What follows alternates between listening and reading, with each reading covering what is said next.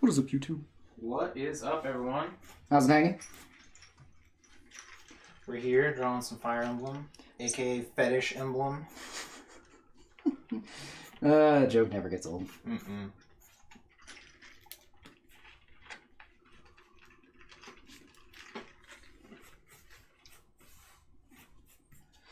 Got an assortment of waifus and gaifus tonight. I just also, one of the other things I like to, speaking of, we were talking about how Fire Emblem is awful now or something like that. Like, you know, it's ruined because of its fetish. Obviously. Stuff. It just makes me think of the gatekeeping kind of part of communities and things like that. I just think it's ruined because it's not side by side anymore. That's what ruined it for me. What do you mean by side by side? But the enemies don't appear like directly side by side anymore, like the old game, right? What do you mean? Like on the screen. Oh, you mean like that? Yeah, they don't do that anymore. Is it an angle? It's not the same, man. It's not the same. The camera moves around it. Sometimes is side by side. It's just not the same. I can't do it, man. Okay. I can't do it. I can only play GBA and back. Okay, I believe you.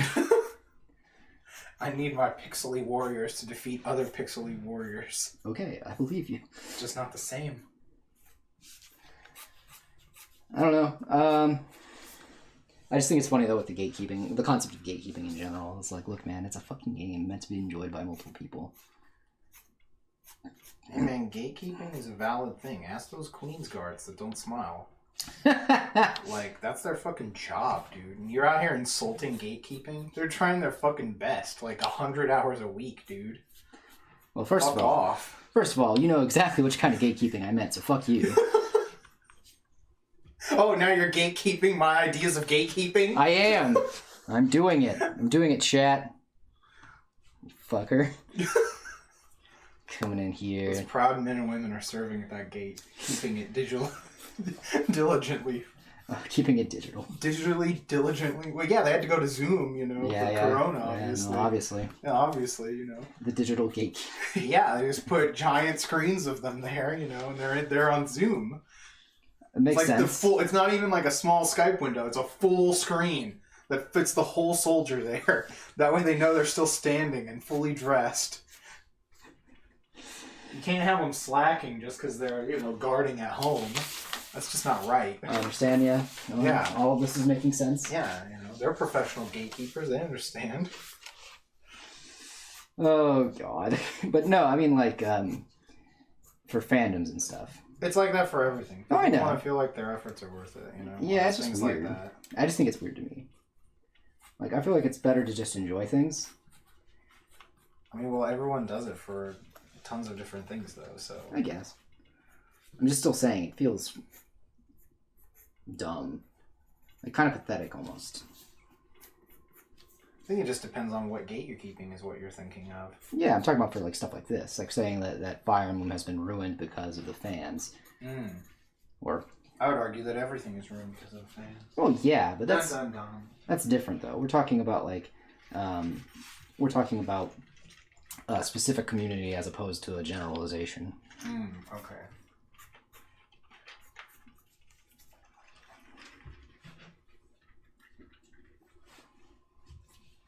I would generally say that, yes, fandoms tend to be really toxic and kind of ruin things for people because of the fact that they can get really possessive of things they don't own, which I always thought was another thing that was kind of weird, but I don't know. I don't know. Too reasonable. It goes against Hannibal Lecter's logic, you know, that we don't seek things to covet. What do we I don't seek? know if you remember. It's been so long. He was like, don't seek... He says something like that. Don't seek things to covet. He says something like that to Clarice. He's giving her like a hint for the killer. I just love Hannibal Lecter. That guy is so fucking awesome. Yeah, he's a good character. Like, I wish I could be him. He's so badass. I always love Dude, that. he's so suave. That joke always makes me laugh, just because of the fact, the idea of, like, I want to be, like, ex-villain or some shit like that. Dude, the villains are the best characters. No, they are. Don't get me wrong. It's just that it's funny because the usual goal of a story, I don't know. I get what you're saying. Like, how much, like, you know, is nowadays, but usually the goal of a story is to make the villain be someone you can't relate to. Or I don't know. I not feel that the you can't. No, let me villain's usually rephrase the most it. relatable character half That the time. you want. shouldn't strive to like idealize. Yes, that's or it. whatever. That's the word I'm looking for. Yeah. Not being relatable, but striving towards. Yeah, he's like not someone you should idolize. That's it. Yeah. Someone that should not be idolized should be a cautionary tale. Mm-hmm. But definitely something relatable. Yeah, that's the right word. The relatable is correct. Idolized is not.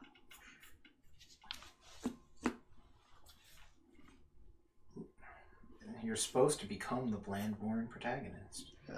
That's rough, buddy. Yo, Jamie's here. What's up? What up, Jamie? We're drawing Fetish Emblem characters, as we were jokingly stating. And then we're talking about... Jamie says, no, I will idolize the villains in the Untamed. That's fair. You're allowed to do that, I guess. It's a free country. I'm just saying that you shouldn't. I feel like a lot of things villains do, I don't think really translate very well into a real world scenario. But what do I know? I'm just a bigot. It's true.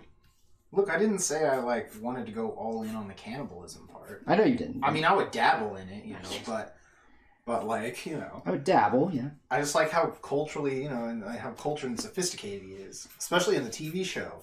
Oh, he yeah. plays both of my favorite instruments. That's amazing. Yes, that's right. I remember that.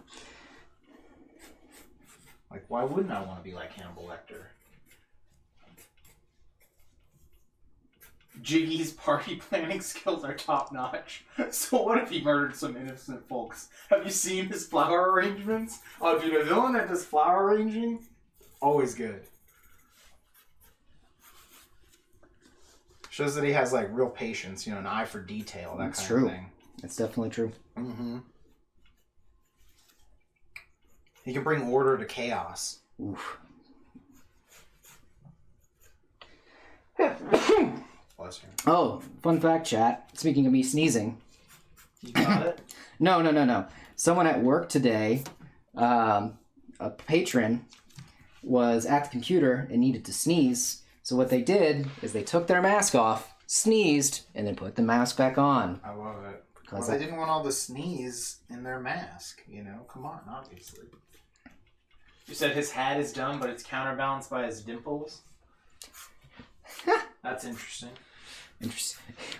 The dimples are a counterweight Things I would never have guessed. to the dumb hat.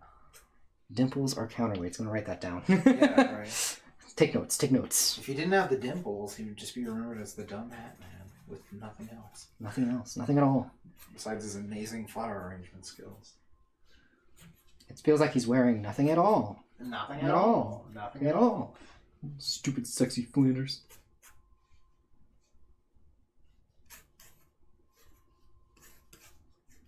So what are you up to? Working on any animation. Anything sweet? Any crazy stuff?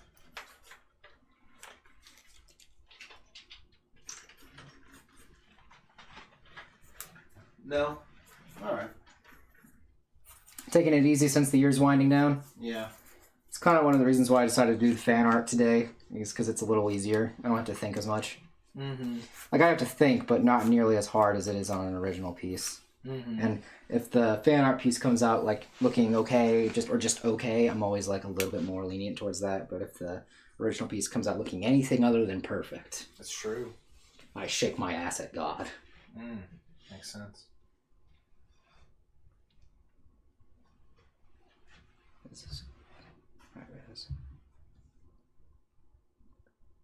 Yo, there's a Katamari Damacy on Switch. I didn't know that. Oh, sick! That's awesome. Is it a new one or is it because you said re-roll, so I didn't know if it was a remake.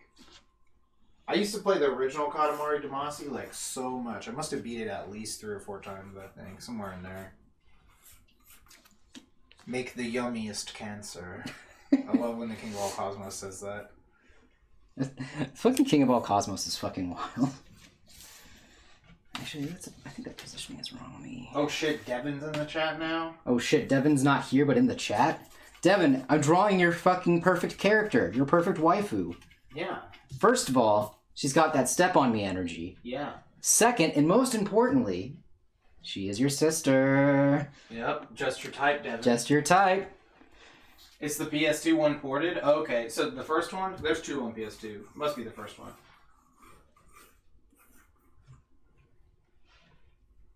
Yeah. Because the other one's called, like, We Love Katamari, if I remember right. That was the second one. That soundtrack is fire. Oh, yeah. Devin's like, sister. The fuck? That means he's all in. He's all in on this sister hype.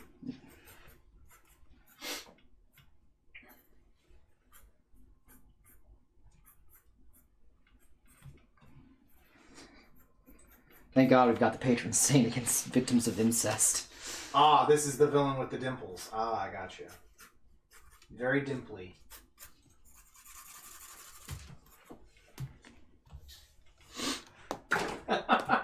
What? He says I'm all out, bro.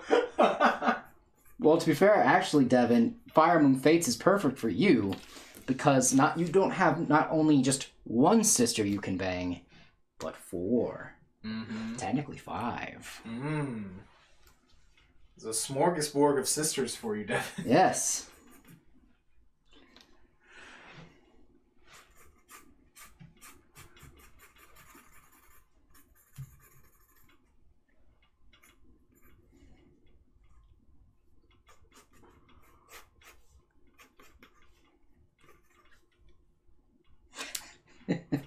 I'm so glad he came to chat. We were actually discussing how it was a tragedy that I couldn't tell you about how the fact that this character is perfect for you. That's true. You were lamenting it at the beginning of stream. It was true. It was true. That's the word I would use because it sounds fancy. Yeah, it would. You would use that word. It sounds very gothic. Mm-hmm. Mm-hmm.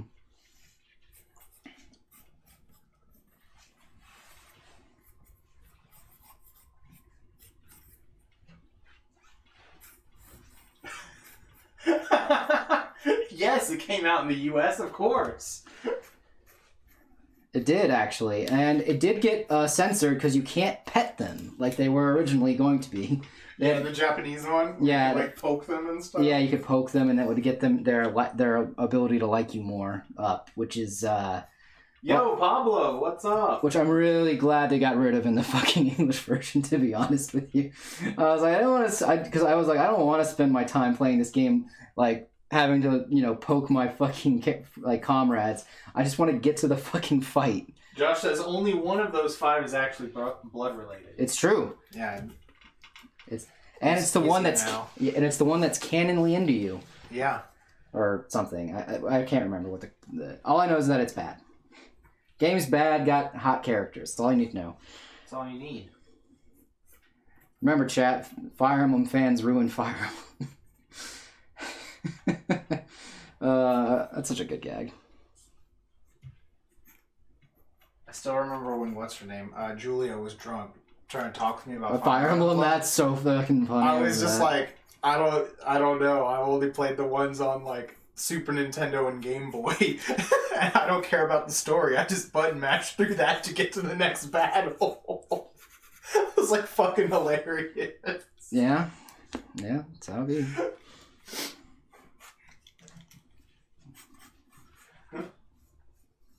He's here for the tactical RPG. Me, I like... Never watched Fire Emblem? That's funny.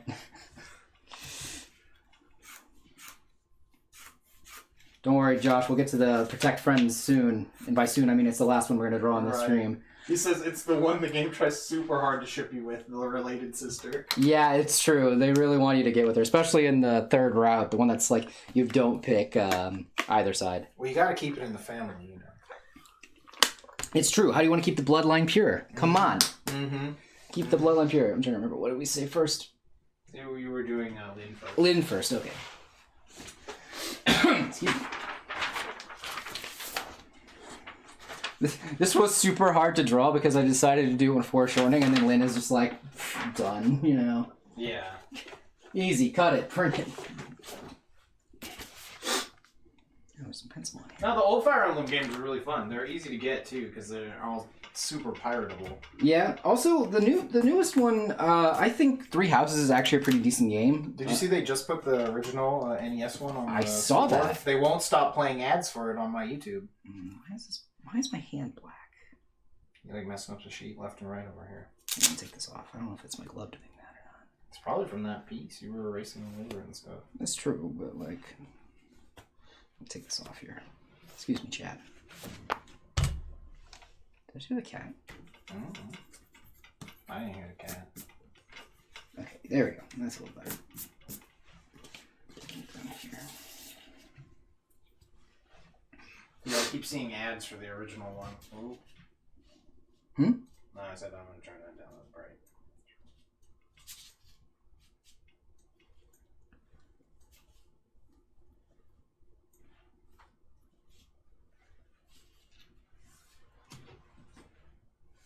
Also, one of the fun things we get to do here is I get to rearrange this however I want. Yay!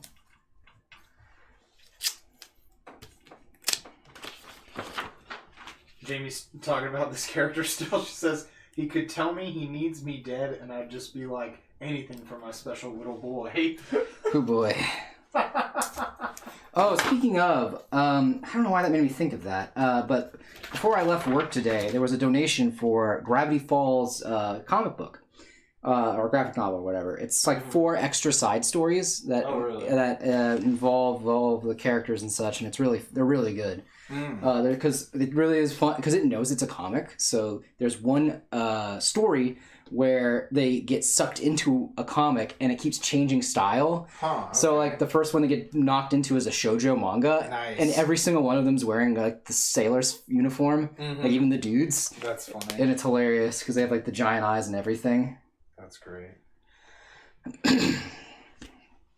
Lynn, back from when the games were good. Just easier character design on some of these characters. Right, yeah. I don't know. I keep joking that the games are bad now, but no, I think Three Houses was a great direction to take the games in, especially with the idea of having multiple endings, and it was a game that, like, Fate always said that it was going to be a game about choice and things like that, and it just kind of like you had just 2 different versions, and it didn't really feel like much choice was involved. Gotcha. Whereas with this one, like, the choices drastically changed how the story ended. Whereas in Fates, it's just like, yeah, you know, you get the same ending, but just different characters die. The polar opposite of your daughter calls me daddy too. He's just a baby. Murder baby, but baby. Okay, That's funny. okay, Jamie.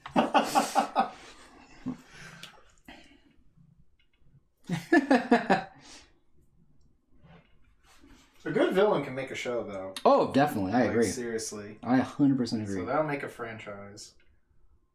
That is true. I mean, you know, they just added Sephiroth to Smash, so... Yeah. I do love that. That trailer is really good. Yeah, that one was great. Had the full-on one-wing angel. Mm-hmm. Cut God in half. Yeah. Don't need God anymore. Sephiroth is here.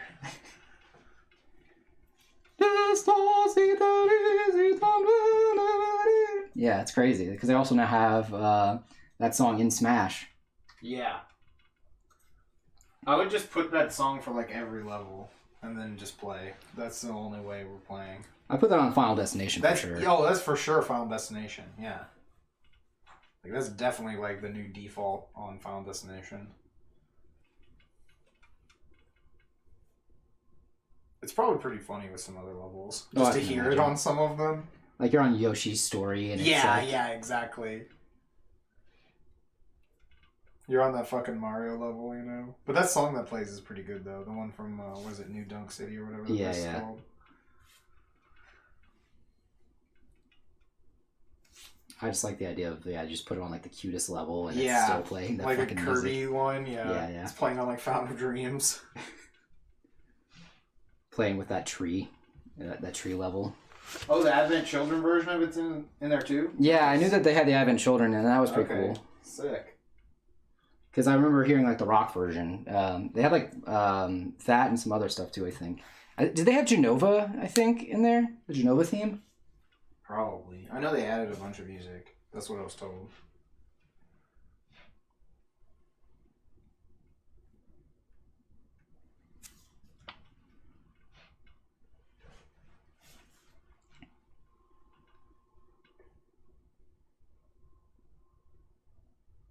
these eyes just right. Mm-hmm.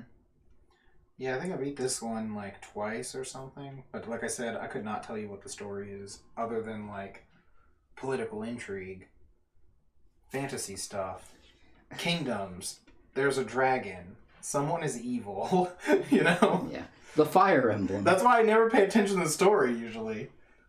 Because like even if it's cool, it's kind of like they're meant to be like a bit generic fantasy stories. Yeah, that's why, again, that's why I'll go on and say that some of the newer Fire Emblem games are better in the sense of that they have more character in the characters that you're playing with. I guess it's also easier if they're voice acted. They're not really... If they were voice acted, I probably would have been more inclined to, like, listen. Yeah, that's true. So... I will agree, though, that I find that the newer Fire Emblem games have more character in them. They're more character-focused. Except for Fates. Fates didn't really feel character-focused, just because Fates wasn't a very overall good game. Josh says that he thinks the Genova theme is in there. Nice, I love the Genova theme. But yeah, I think it was just also, like, learn to just, like, button mash through dialogue because of, like, Pokemon and Golden Sun. Oh, yeah. So it was, like... Because, I mean, yeah, you know, you played, like, the Pokemon, you can even, like, read all the dialogue and it's like, okay. You know? Yeah, I never really... I did it the first time through, you know? I didn't actually really read any of the dialogue when I was playing Pokemon, because it was, like, a little... Like, Pokemon was the reason I don't read. Yeah, I get you, though. Because Pokemon doesn't... not very important. Yeah, because Pokemon never had anything important to read.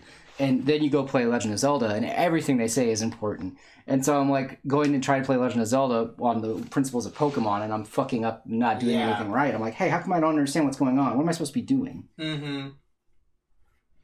Yeah, the only time I really, like, kind of looked, you know, like, what they're saying is, like, new character appears. It's like, oh, shit, they're going to mention, like, someone. If they mention someone specifically, I need to, like, go send them, you know? Yeah. That kind of thing.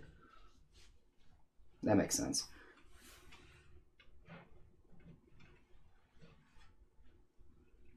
As for, like, the story of a Fire Emblem game, I'm usually, like, not interested. Yeah. I've always been a person who was driven by the story to play a game. Mm. Nah, these type of games, I just want to play, like, I want the gameplay. Like, that's the only reason I never beat, that copy of Soccer Wars that I have, was because I thought it was just a straight tactical RPG. And then it turned out it had, like, all those extra, like, Persona kind of stuff. You know, there's, like, a clock and places you have to be and stuff. And there's, like, a character you can romance and stuff. And I didn't know that, like, going in. Because this was in high school, you know, and there's, like, nothing about it almost. Yeah. There was, like, nothing on GameFAQs. I was like, oh, I love these characters. Like, this character design. Oh, it has mechs. Steampunk mechs. Oh, it's a strategy game. I'm going to play this. You know, I might have a little bit of a problem, like, on some levels, because I don't know what to do, like, story-wise or something. But I played enough, like, strategy RPGs like that. You can just get through the menu. Yeah. Like, you play one Super Robot Wars game, you play them all. So, because that's another game. It's like, I don't give a shit about what the story of Super Robot Wars is. It's like, you know, I just need a game to put all these robots so I can use them. The story doesn't matter. Yeah, yeah. So... Again, for, like, tactical RPGs like that, like, the gameplay is much more important to me than what the story is. Again, I like a little bit mix of both. That's why I thought that the way that they did the Three Houses was really good in terms of making it so that, one, that the story was really, it made your units, like, part of it. Mm-hmm. Because, like, that was one of the things I just didn't care about in terms of any of the other Fire Emblem games that I played, is that, why do I care about this unit? Yeah, I got you. Like, and okay. Like, if they, like, why do I want to make sure that they live? Okay. I just didn't want anyone to die because it's like, you can't get them back, that kind of thing. Yeah, and so it's like a stain on your honor, you know, also to have your enemies, to have your allies die. Yeah, no, I get that. Thing. I understand that reasoning too, and that's like, I can't let anyone die, you know. That's like a good reason too. But for me, it was like, I want a reason to keep this unit alive because, like, there is something about them that I think is worth keeping, you know? I got you. And I think that Three Houses did a really good job of implementing that by having all of the characters very interwoven in the story and have them have interactions with each other in a very interactive way. And the fact that you can walk around minimally, like, there's just like a hub world basically between missions and stuff like that for you to go do little small quests, things like that, and help level up you as a character and level up your dudes. Mm-hmm. I thought was pretty interesting, and it's something that I think that would be good if they brought it back. Gotcha. And yeah, like again, my qualms with the story aside in the Blue Lions route, it's still pretty well done. For a like kind of like those JRPG tactical fantasy RPGs, or either way. But I will say Three Houses was good. You know, I'm thinking back more, and now I'm just realizing that like I usually don't care about a game's story almost at all. No, that's fine. You don't have Like to. even for, I'm just thinking about. I never really thought about it like that. It's like I don't mind. Like if the story is good, you know, it's fine. But I don't know. For some reason, it's just like I'm just kind of noticing that like it's never been too much of an issue. Like gameplay is what I really care about in a video game. Yeah, Because that's why I'm there. I think I like a good mix of both. Because like I was thinking about this too the other day, just because of the fact I'm working on this character, that orc shaman thing, and I was originally thinking, oh, this character would be fine in Aldewaria, and I'm like, no, not really. Not really. No. I never thought they made sense, but But I couldn't think of anything to do with them. And then I was like thinking about like whenever I think about their fighting abilities and things like that, I was thinking of it in terms of like an RPG, and and it reminded me of why I liked classical RPGs was that like the way each character was unique in their the way you built them. yeah, I like games where the characters are very unique because that's part of the gameplay thing again for me. Because my thing is like, okay, so you can like turn the story on or off. You can pay attention to it or not. You know what I mean? Yeah. But if the gameplay is fucking miserable, there's nothing you can do about that. Yes, The that's game correct. is just terrible. I agree with that. So if the game gets me into the story, then that's good. If I don't, but if I don't care about the story, I like that I can just mash through it and still enjoy the whole game. That makes sense. I can agree with So that. that's kind of more like what I'm going for here. I can agree with that wholeheartedly Yeah, too. because it's just like I don't care about reading all this Fire Emblem text. I want to get I want to get Lynn, you know, like promoted just so I start seeing that crit animation like all the time. Oh, baby, that's, like, yeah. The best crit animation probably from like definitely from that game. It's still like one of my favorites ever. I can agree with that. That was a good. Yeah, that one's sick. There's a lot of cool stuff they add to these games too. Like I do like the criticals from a lot of the newer games as well. They do try their very best to make it like really cool when they get them. Okay. Especially when they get to the 3D games, when they start making them like do flips and shit. Well, I mean, they would do flips in the other one, but like, you know, I mean, these are 3D flips. Yeah. These are next gen flips. Next gen flips and These shit. are flips in 20 billion K. Look, this is anime. Yeah, man.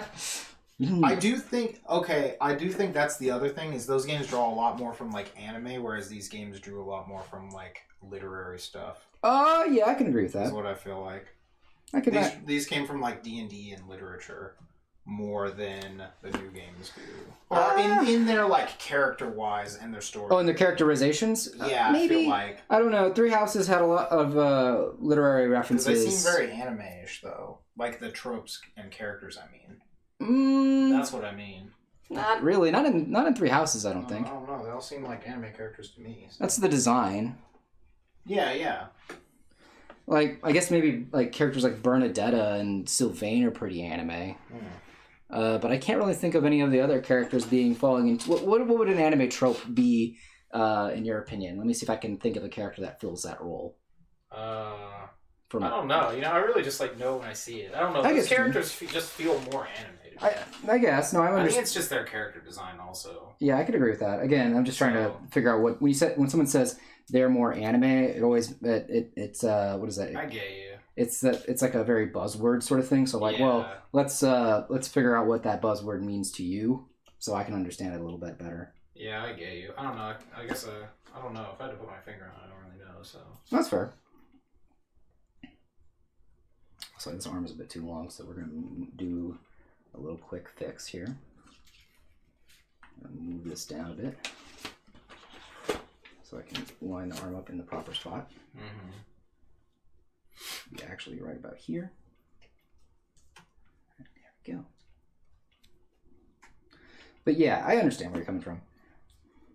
And just the design alone is very much more anime. Yeah, I don't know. It's just something about these like older designs I like, I guess. Probably just because I'm really old. These designs are a lot more simple too. I think that's it. I just really like in my fantasy stuff. I really like I feel like it needs to be this kind of simple style or just like straight up Amano's like art style. No, like, I get you. I just love those two styles, and I don't know. Sometimes when it's like somewhere in the middle, it's kind of bothers me. I don't know. Or the like, I don't like the newer style of some fantasy characters where it's usually just like boring leather, no color, that kind of thing.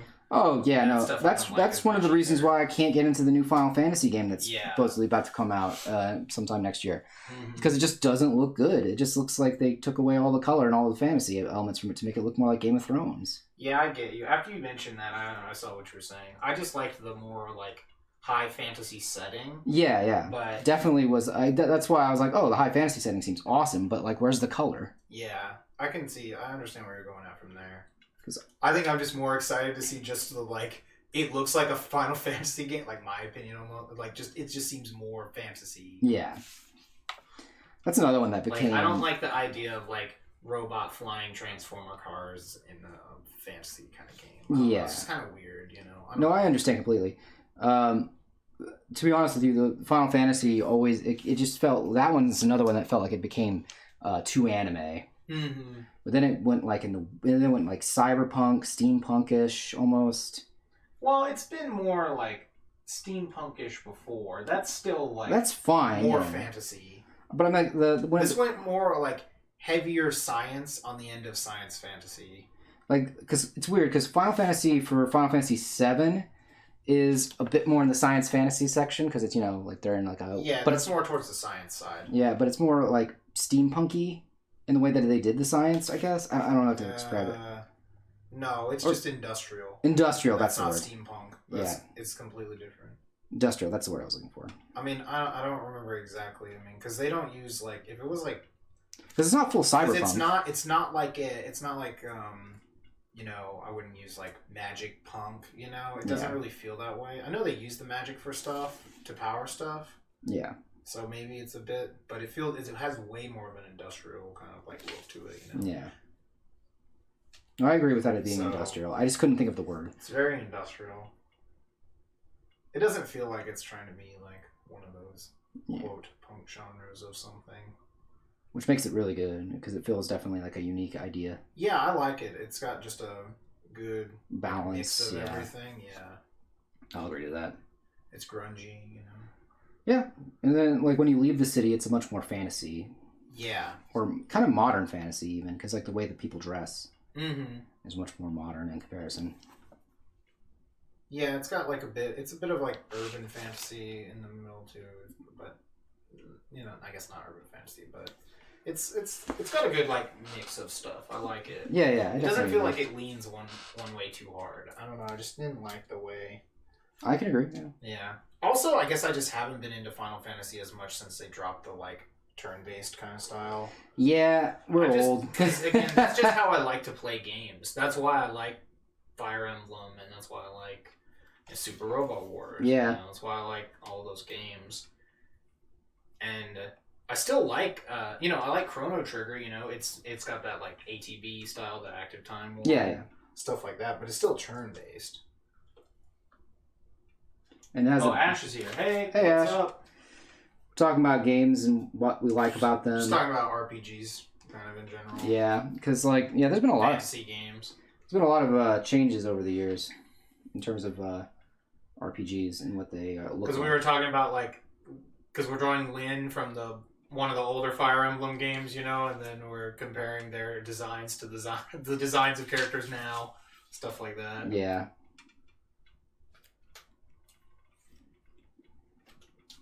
Anime. Right. I don't know. Yeah, because I like the simplistic style of like these characters. Yeah. They look much more real. I think that's the like, I don't know, just something about it. Also, I'm just not a fan of weird boob armor. I mean, Camilla has, you know? yeah. Like, to be fair, I will never defend the designs in fucking Fire Emblem Awakening and Fates for the boob armor and shit. Yeah. It just looks dumb as fuck. But like, that's I can't remember who it's anyone have boob armor in Three Houses. I don't think so. I don't think so either. I don't think they did. I don't think they did the boob armor. Nice, you love to see it. You have to fix this with some whiteout in a sec here. Yeah. But that's fine as long as I get the shape in there. Ooh, you're attempting air fryer chicken tenders? Ooh. That sounds good. Yeah. Gonna move you back. I need to make something. I haven't made something in a bit. I still have a bunch of like pecans and cashews left from the last like 2 pies I made. Nice. Were those cashews for a pie? What were they for actually? I don't remember what they were for. I know the pecans were for that pie. I could probably make that pie again and it would be much better. I just need to make the crust thinner.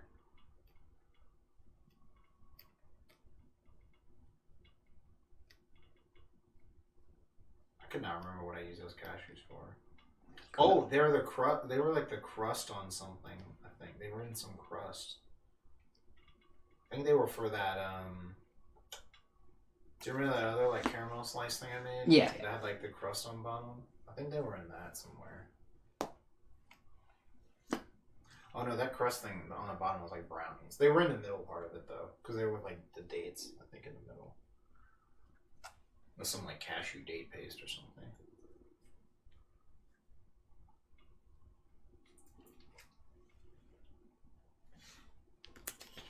Chicken tenders are always good. That's true. They always sound good. Rarely am I just like, would I turn down a chicken tender? I've not been to Cane's in a while though. Maybe later in the week or next week. I don't want to eat out too much. I need to cook my chicken tomorrow. Same. So. Well, not the cooking the chicken part, but the. Well, yes, actually, but not tomorrow.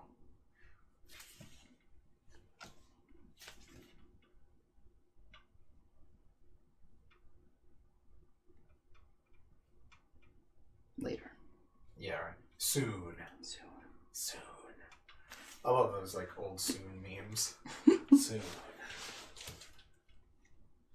Yeah, You're eating pizza, but it's been a minute since some chicken tendies.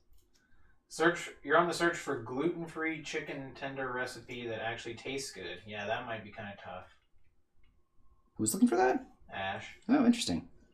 Yeah, I don't know like a recipe. They have some chicken tenders. Sabrina has some chicken tenders that she buys that are pretty good. That are gluten-free, but I don't know about a recipe.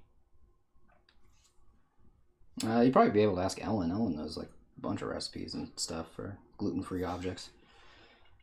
Gluten-free objects? Yeah, objects. Okay. Yeah. I had some like gluten-free panko crumbs one time when I did that with some chicken. They were pretty good. So,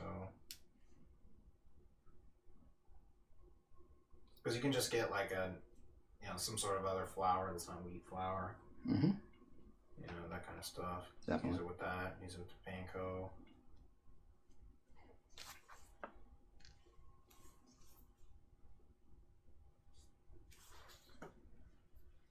Calvin's here. What's up? Hey, Calvin, how's it hanging?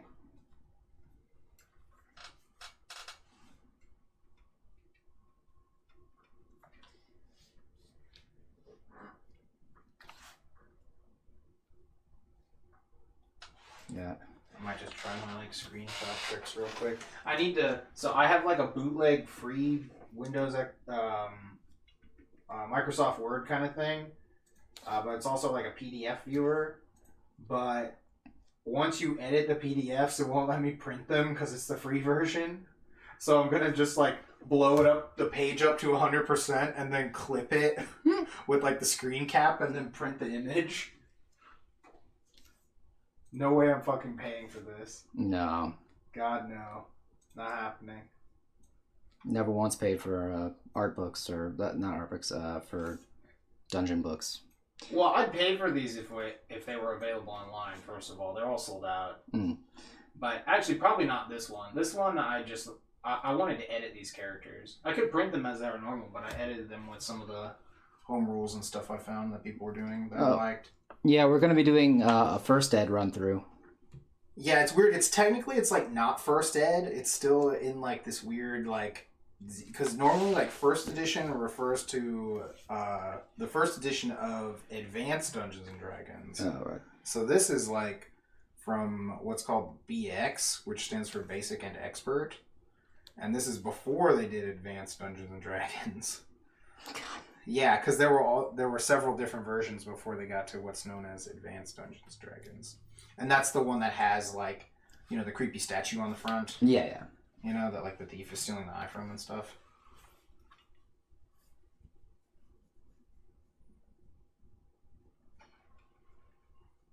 Okay. This is the one that has, it's, like, red, and it has dragon. It's different than the normal one everyone sees with the red dragon. There's, like, a second one. Gotcha. Yeah, because apparently the very, very first version of D&D is like, what is it called? Like, I forgot the name they use for it, but it's like these 3 tiny white books. Also, there's only 3 classes. Fighting man. Yeah, there's the fighter, the magic user, and the cleric. That's it. And they didn't add thief until the next version.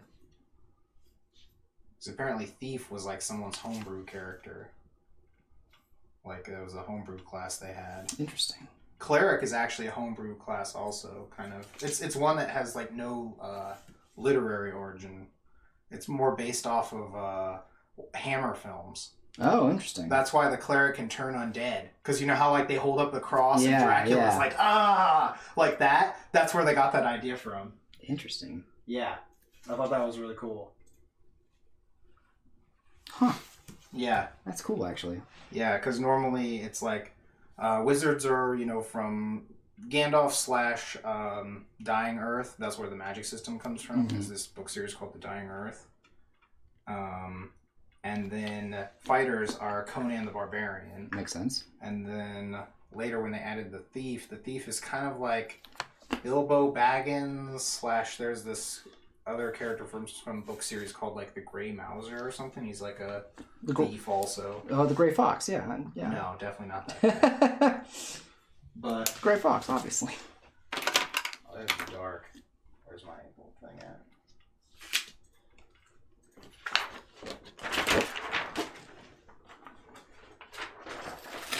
Done with the light? For this character, yeah. Yeah, that's what I mean. Gotcha. So, crank the light back up here.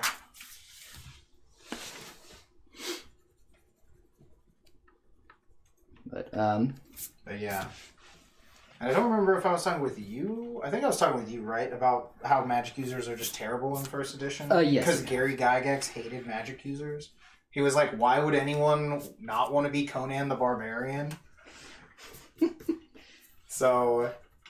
And then he was like, well, magic would be just overpowered, you know, because then if you were a wizard, you know, you could do whatever you wanted, kind of, that kind of thought process. You Makes know, sense, it's like too, interesting to think about. Well, it's because it's so true, because that's how it is now. Everyone's just like, why would I be a warrior when I could be a bard and be broken? Yeah, exactly, yeah. Be the most broken wizard there is. Yeah, so it's really funny that the more they tried to, like, fix magic users, fix. I'm gonna be right back. I forgot to get clean water, so. Oh, okay. Give me 5, like 2 even. Oh shit, John is here. Oh shit, John Bagsky. Right. Give me 2 seconds. Turn all the lights off when Matt uses the light bright and make it a spooky stream. That does sound pretty funny.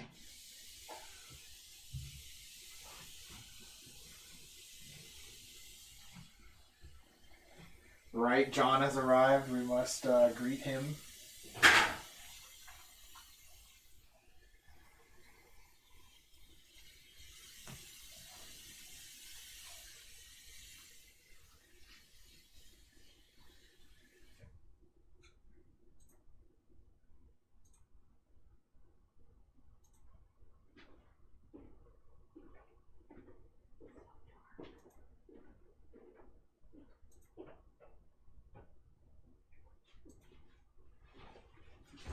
Should have been throwing this up on Christmas. I didn't even know you could add Christmas hats. Oh shit. Yeah, I just gave John a Santa hat. Fuck yeah. Yeah. Alright,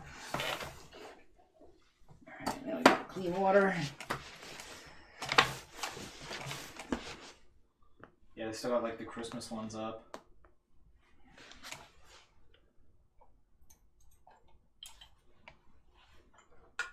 Does not work.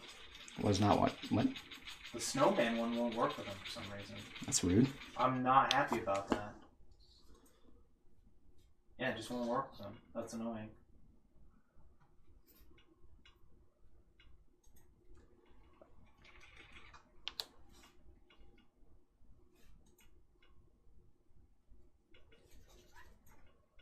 Yeah, why can't I turn John into a snowman? What's that about, Twitch? Bigots. I can do this, though.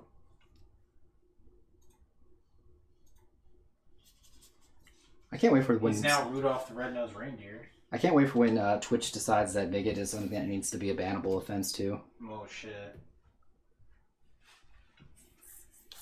I feel like that's something that's a direction. Well, like I said, the thing with that was for streamer content anyway. Like, streamer to streamer. Yeah. No, I just think that was funny.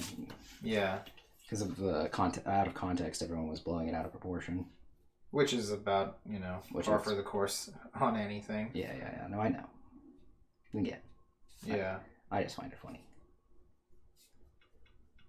And hope for a time where everything becomes even worse. Oh, obviously. Yes. Well, with people like Devin out there, I'm pretty sure free speech will be destroyed soon. It's true. He's got to save the world. He's got to save the internet from free speech. Save them from themselves. Yep. They have to win the battle over themselves, Wes. He's the hardest working man on the internet. They love Big Brother. Yep. Your two Christmas heroes are the Grinch and Herbie the Elf. Hell yeah, dude. Bro just wanted to be a dentist. Like, what the hell, Santa? Like, you can't let homeboy be a dentist? It's fucked up, man. He's like, I'm trying to get this money. Y'all just want to keep me here as a fucking slave. It's fucked up, man. You know? Why would you do that, Santa? It's just fucked up. It was mostly that asshole head elf. I don't even know if... I can't even remember if Santa knew he wanted to be a dentist. I don't think he did, but either way. Yeah, that's not getting up to Santa. It's true. That's definitely a middle. Santa wants problems like that solved before they need to be on his radar. Yeah, he wants middle management. He wants people like that liquidated. And literally, he wants them turned into liquid. Yeah, exactly. Liquid peppermint. Yeah. Throw him into the candy cane machine. Throw him into the candy caner. Yeah.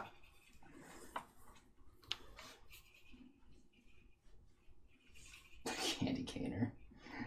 That's silly. Alright. Speaking of candy caner, though. Oh no. There we go. I fear for my life. Next Christmas, we should buy a giant candy cane that I can hit you with. We'll do that all December. I fear for my life, chat. Right, John? Yeah, I know. I looked back at this right after I did it. You're right. He was definitely asking for a candy caning. That's why I obliged. I could just hear it in his voice. He wanted it so bad. It's really fucked up, man. I'm sorry for granting your wishes. You're right. I'm sorry to be like one of those dark gods in a Persona game that grants the wishes of humanity. Look, don't be granting wishes to humanity. Trust me. Don't do it. I'm just trying to give them what they want. Their own destruction. I like this color. This looks good. Yeah, you gotta get the nice green, but a different color, shade of green from her hair. Yeah. Or else it'd be weird. Yeah, she has like a Bluish green. Yeah, more blue kind of color. More teal or something. I guess. Well, that's not teal, but I don't know what that color is. Aquamarine. I don't know. Colors don't work for me. If it didn't come in the 64 crown set, I probably don't know it. Deep forest green. What do you know about mac and cheese? A lot, actually. It's one of the best colors in that box. It was so versatile. Could use it for the mac. I could use it for the cheese. That's utility. It could be a total of 2 things. That's chat. utility. 2 things. It's utility. Also, the coolest kid always had the crown sharpener. Oh, yeah. No, that's totally true. That's what makes you a cool kid. Yeah. All these losers out here with their little flat crowns. Yeah, they've torn the paper off. Yep. To get to the center of the Tootsie Pop. Mm-hmm. They're like crown clowns out here. Looking like fucking clown crowns. Mm-hmm.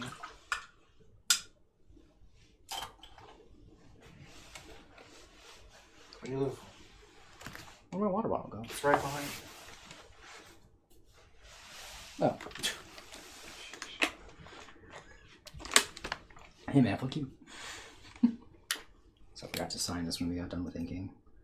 Yeah.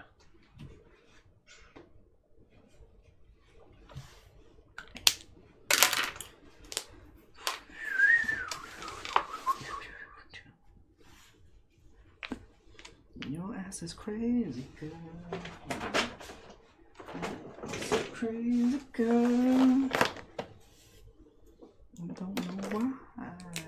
Not even try. Is that what the kids are calling it nowadays? What? I don't know. It must be something with the crowns. Okay. I just looked back at chat. What? Is chat going crazy again?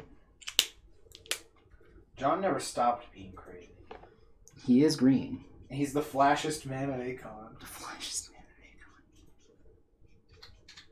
Or was that A-Fest, actually? I can't remember now. It's been so long. It's been so long. It's been so long. It's been such a long time since a long time. It really has. I don't even know anymore. Aha.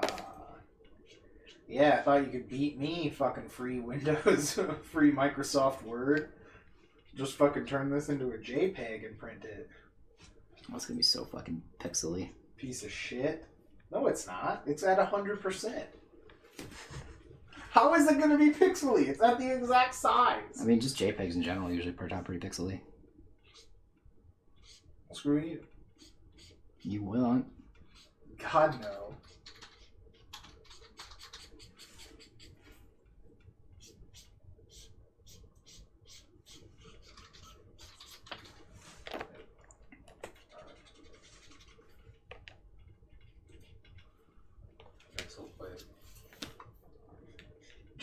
John says, I had to listen to Christmas music for all Christmas every waking hour of the day. I'm insane. Dude, I feel so bad for you. Like, we were playing Christmas music over here, but it was like a mix of Trolley and, you know, pretty decent Christmas music. Yeah, we had the Mariah Carey mashups. Yeah, we were playing several Mariah Carey mashups. So, all I want I listened to some Christmas Space Jam Christmas music. Will you be the savior of the broken?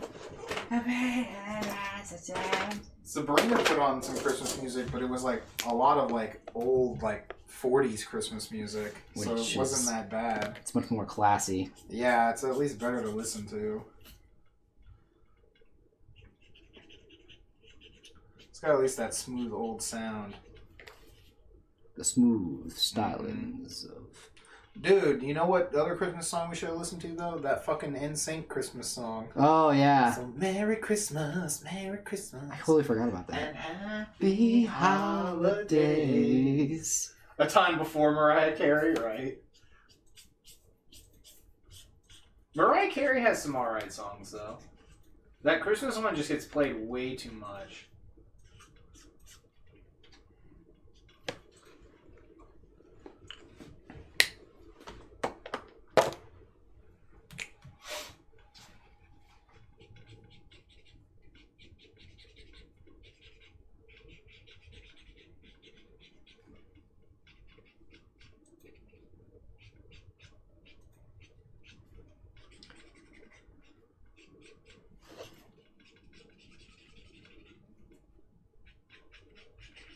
Also, Black Parade for some reason now only makes me think of AMV Hell. Oh yeah, that's legitimately like the only reason I've listened to that song like a couple times. So I don't really like My Chemical Romance, but I just really like watching those credits. Because I also like at the beginning of that when it has that line and it says that it's fucking Kim Jong-il. Yeah. Yeah. And it's like, damn, that does make sense because his dad definitely would have taken him to see some parades. It's true. Ash says, I love Mariah Carey's All I Want for Christmas Is You, though. She's got the sad robot face. Look, it's fine. You can like it. It's just not to our taste. It just drives you insane if you work retail. That's the real issue. That's true. Like, it's fine in like small doses. The problem is if you work retail, it's always on like loop. Like, yeah. It's not good. Yeah, It's not good for the psyche. though. Yeah, usually the music loop starts to get to you anyway if you work retail, unless you're in control of it. Yeah, I mean, the music loop, most of the retail jobs I had wasn't so bad. The only job I had really a hard time with the music loop was at the bakery I worked at because there was only one guy in control of it and his music taste was shit. Ah, I got you.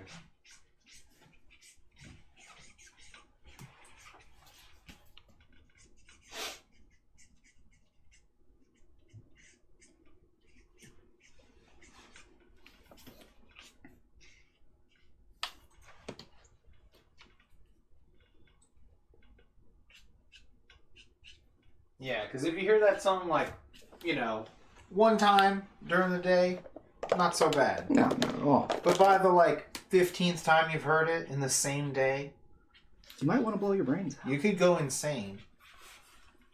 Now, that's going to happen with a lot of songs anyway, but that's just like the notorious Christmas song for it. Because it's always there year round. Because that's the thing about Christmas music. Versus like a lot of the time, the just kind of any other time of the year, they're just playing like generic music. Yeah. So there's a lot they could go through, or they're playing more recent songs, things like that. But that's the real issue with Christmas music, is there's just like not a lot of it that gets played in public spaces. And so that I feel like that's usually what really gets on people's nerves. Yeah, so there hasn't been a decent new Christmas song in for fucking ever. Yeah. That probably was like the last good Christmas song they made also that I know of, besides a few like trolly ones here and there, and there's like maybe some other versions of songs people have recorded. Yeah. So like there was some a cappella group or something that Sabrina had on the playlist that some of it was pretty good. Where the fuck are you?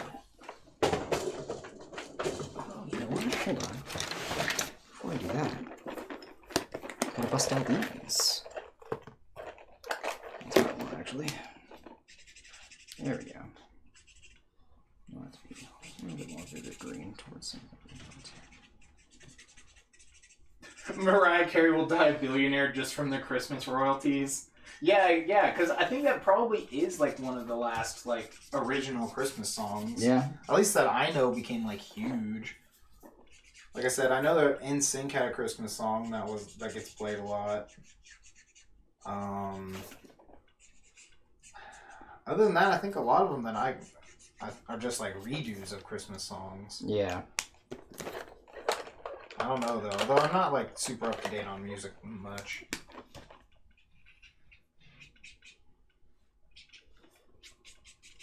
Maybe like some Trans-Siberian Orchestra or something. Like I know they were really big for a while too. Yeah, they still get checked out from the library every Christmas time. So that was like some newer stuff, Like I don't know when like Wizard and Winter came out.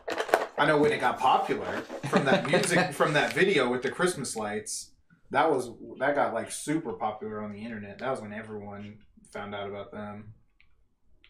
Because you go to look up what that song was.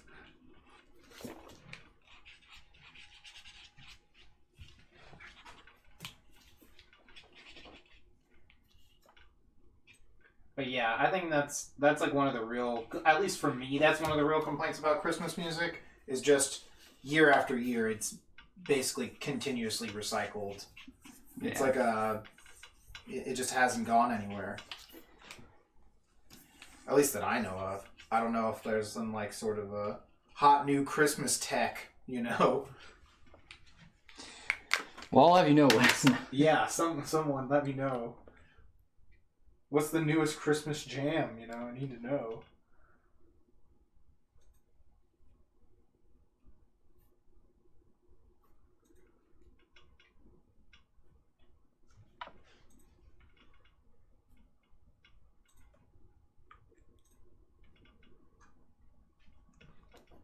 He's got to be hip with the fellow youth. I need to know, man. What are the young youths is listening to on their Christmas jams?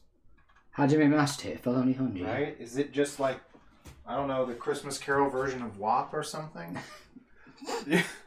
Obviously. obviously. Just throw some bells and a church choir into that. You got a Christmas version. Done. You did it. You nailed it. Change the P, you know, to stand for presents. Done. The wet ass presents. Yeah. Sure. Fuck it. Done. Now it's a Christmas song. My God, he's a visionary. I am a visionary. He's a fuck. Oh, John's right. That initial D Christmas song? Yeah, that one's hot tech. Okay. Yeah, that one's fire. Ha! Okay. I get it. But again, we don't get to hear that every time we walk into Target, you know. K-pop covers of Christmas songs? Oh, that sounds interesting, actually. Yeah, I'd be down. That seems kind of interesting. It's a BTS Christmas. Yeah, sure, whatever, man. Hello, all you Santa stans. It's a BTS Christmas. Hello, all you Santa stans. Now, if I remember correctly, before the stream started, you didn't want to degrade Santa believers to the Santa fandom. I'm not. This is the announcer of some sort of BTS Christmas event. They would do it. Disgusting. You see, you don't understand. I'm playing the role here, Matthew. Fucker. This is how I live my life. One mask to the next. Yes, pretty much. You saw a Korean artist with stuff like that? That sounds kind of cool. Okay. Oh, Blackpink has a Christmas album? Oh, no, you're saying if they had one. Okay. Be cute with the vague threat of what will happen when they don't get presents. That's funny.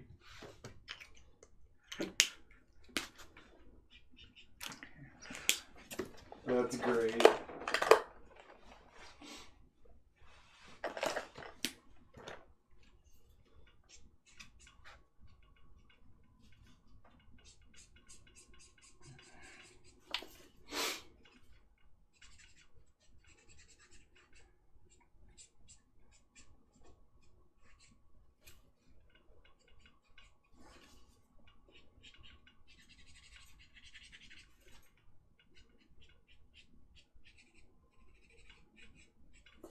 Getting there. She's not so pale.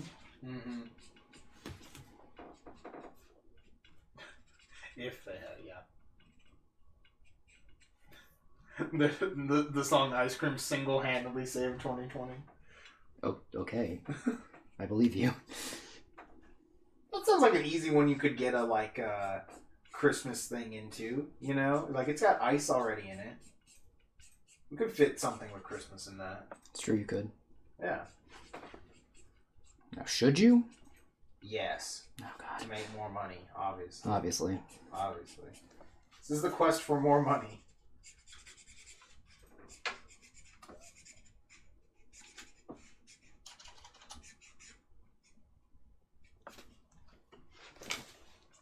I'm actually going to laugh if...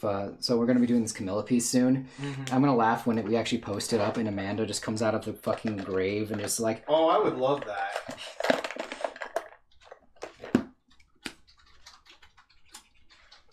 I wonder what happened. I hope she's alright. Yeah, same. I remember she came back when she was one of those hacked accounts for Ray-Ban, Yeah. but Oh no, John, what do you got? Is this the night of Christmas? Yes. Christmas! The song is amazing. I highly recommend everyone click this link. And not just because it will install ransomware on your computer that will give me Bitcoin, but because it's also a good video. ¿Por qué los dos? That's what I said, but also because. So it is both. Yeah. You don't have many opportunities to say that. I don't know. You say that all the time, though. No, I don't. All the time. So many times it's been said. I don't believe you. It's been said many times, many ways. Okay. All right. We're talking about Christmas music. I know, but fuck you. And that horse you rode in on. Yeah, that's animal abuse. You leave Dorte out of this. Right?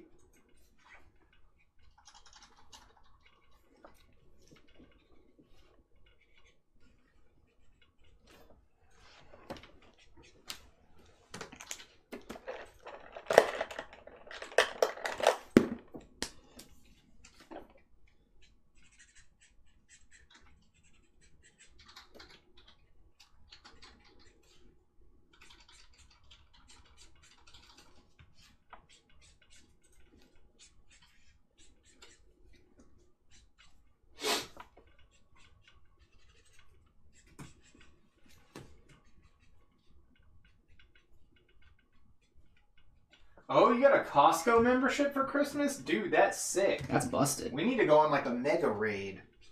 The hyper raid. I mean, makes sense because we need to go on lockdown soon, probably. Again? Obviously. Oh, I don't know. I thought we were just hyper raiding. We could do both. Mm. We can hyper raid, then we go on lockdown. Oh, okay.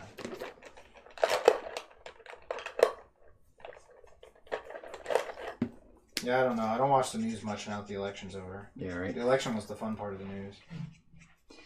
No, I just keep. We just have a lot of multiple. We've had a lot of cases come up in the library system. Gotcha. Okay. So people are getting really nervous again. At least in our. That's why they've gotten us back to like a portion of telecommuting.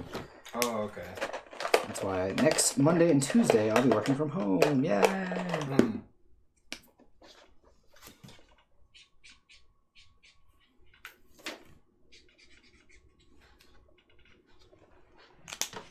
Yeah, I don't know. It's been a weird year in terms of work and stuff like that. While everyone else is hardcore quarantining, we can go live our Mad Max dream? Hell yes. Dude, the Australian desert's wide open right now. No one could stop us. It's true.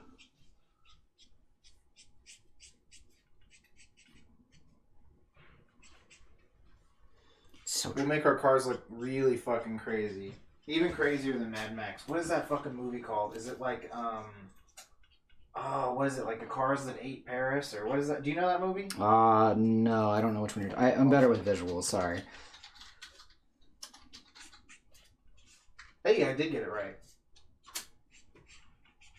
Yeah, these like insane cars. And it's Australian too, because that's what I thought. That's where like they got some of that idea for Mad Max. Was from this weird like movie.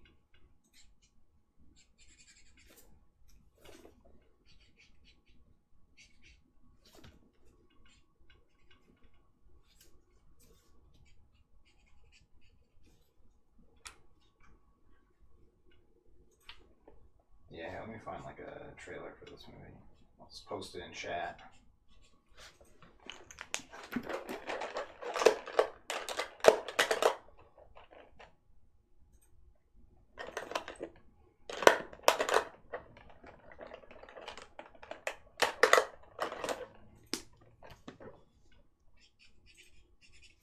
Is there a trailer in this one? Oh, this is much nicer. There we go.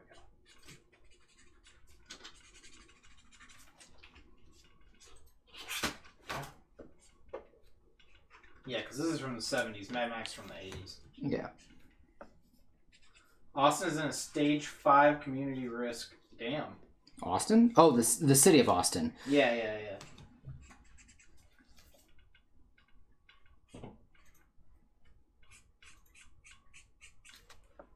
But yeah, this movie's called The Cars That Ate Paris.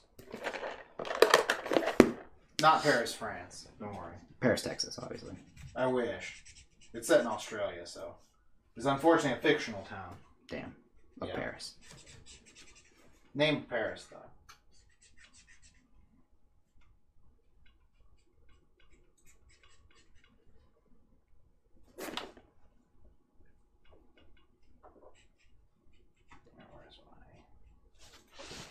Where's my cheating tool at here?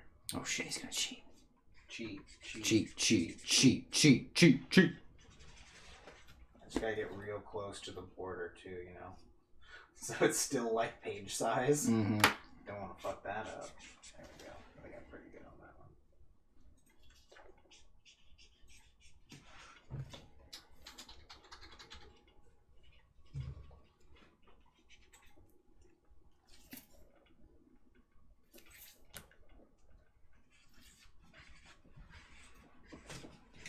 It's looking good over there, though. Yeah, I'm getting some nice colors. Yeah, I'm digging it.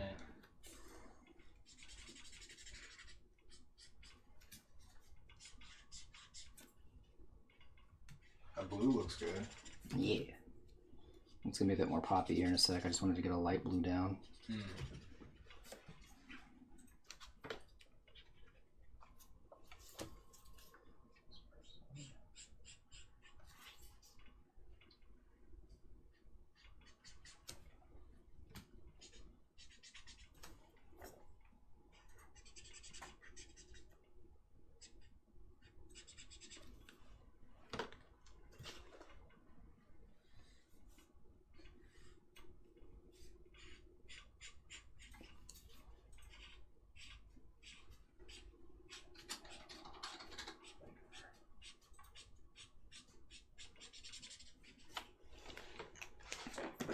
It's so funny to see the stats on these characters, though. On these, like, pre-made characters. Oh, Some of yeah. them, their stats are just so terrible. It's hilarious.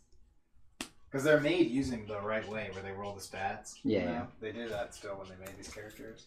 Because, like, D&D characters today would never have stats this bad at all, almost. I can understand, like, a 9, you know, some 9s or something. But, like, man... Good fucking luck. Yeah. Getting to roll like 4 dice. Because you roll 4 dice now and drop 1, right? Is how you do those? What? When you roll the stats? Oh, yes. Sorry, I thought we were talking about rolling for, like, attacks and stuff. No.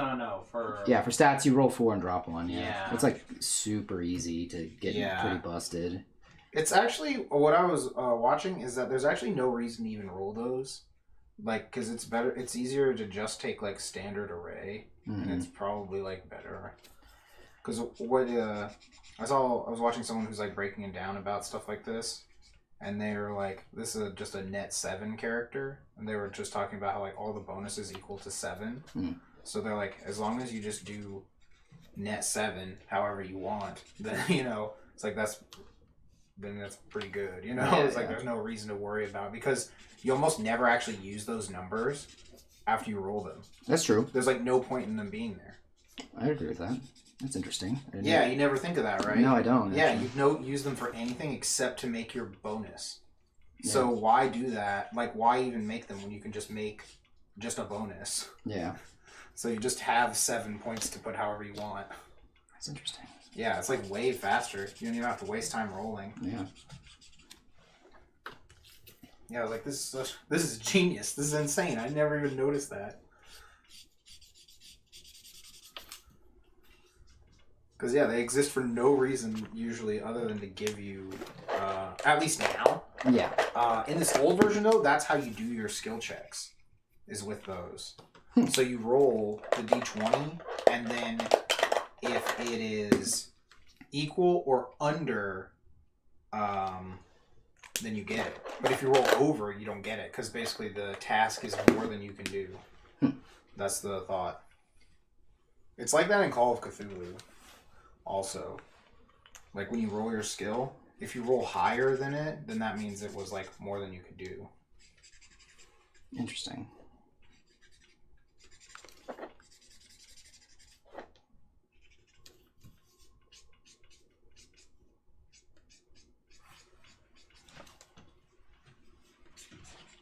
Very interesting. Mm-hmm.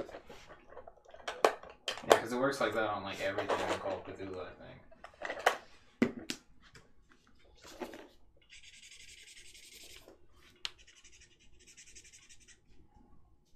That seems like a fun game to play, though. Call of Cthulhu? Yeah. I can see that. That seems like a fun one to play. We can all go insane. I mean, you know, Yeah, it'll be lovely. it'll just be a number Tuesday. Yeah, exactly.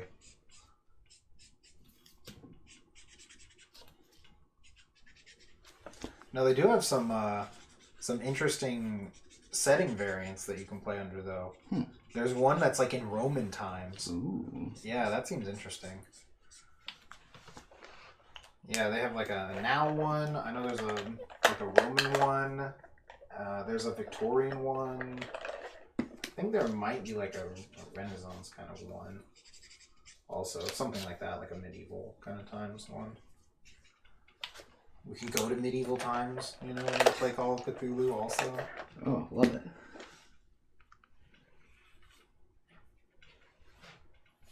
Didn't even know they were still open. Right. No, we'll just break in. Honestly. Oh, you're right. We'll break it in. Bro, now's the best time. Break into medieval times, put on the knight armor, and just fight in the pit. Oh, damn. I'm Dude, down. no one is there. I'm down. Like, they're not open. Who's gonna know you were there? I'm down. Let's do this. Yeah, that's fucking sweet. Just start fighting. I wonder if the horses are still there. Or if they moved them, you know? Not sure. I don't know. They might still pay someone to come in and take care of the horses. I would hope so. I would hope, yeah. That's what I mean. Is like, did they just send them somewhere else to be taken care of, or are they still in the building? They sent them off to upstate New York Yeah, they sent them to the farm. with all the rabbits. Yeah, they sent them straight to the glue factory. Yeah, these things aren't going to be making us any money during quarantine. Send How much can we get in glue? That's it. Knights aren't affected by COVID because the virus doesn't exist. Damn, it's so true. Look, if they're paladins, I'd believe it. Ah, their faith protects them. Yeah, exactly. I would fucking believe that in a heartbeat.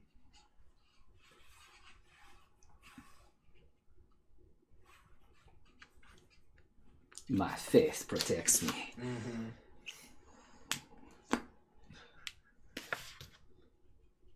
Dies. Yeah. You know, normally a paladin, you know, you use lay on hands. I'm going to use catch these hands. Look, Wes, don't worry. If you died, it was just meant to be. Duh. It's in God's plan. Don't worry. It's true.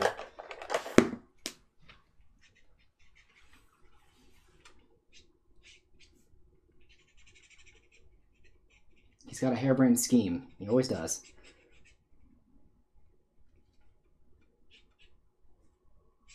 Actually, how do we know if God has a plan if he can't, like, affect free will? That means that, like, he's not omnipotent either. Look, So you're asking a lot. You're pointing out a lot of facts, Wes. I like to think that God himself is a slave of fate. He too was fated to play the role of God. Not even he can stop that. Or was it he? Not even he can stop the flow of calamity. No.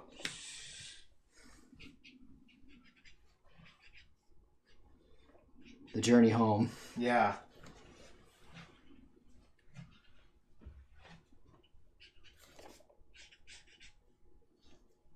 Ah, I see. You're right.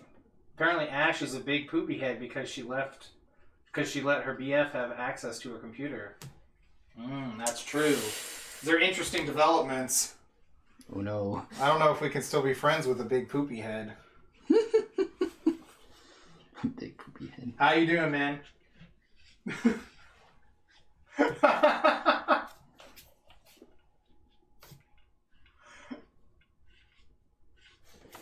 I hope he like remote accessed it and did that too. That'd be even better. Oh yeah. Just straight up like Hackerman'd it right there. Yeah, Hackerman's it, and then like now that he's been found out, he's just gonna turn her screen upside down and like lock it or something. You know? It's locked in the upside down position. God, that's funny. Glad to hear you're doing good. Yeah, it's just being pro-hacked right now. As we speak. That's it. Oh no, my erasing. Keyword's gonna be changed to Arabic, you know? Oh shit, the keyword. Yeah. Keyword on me, so can I so. Hmm?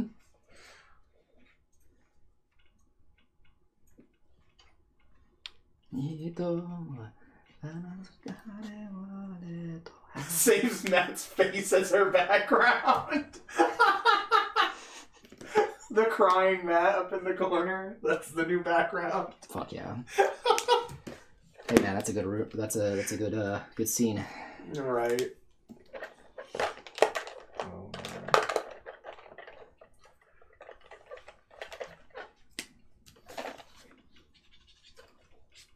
I remember I saw some like completely evil like thing with fucking with people's backgrounds online. It was like, so what you do is you first with all the icons on, you take a screenshot like of the background. Yeah. Then you start fucking with it. You like remove all the icons and then you flip the screen upside down. And then, like, you use the normal one as it, and you, like, do weird shit with the mouse controls. Like, God, that's so it was fucking something, it was, like, evil. super evil.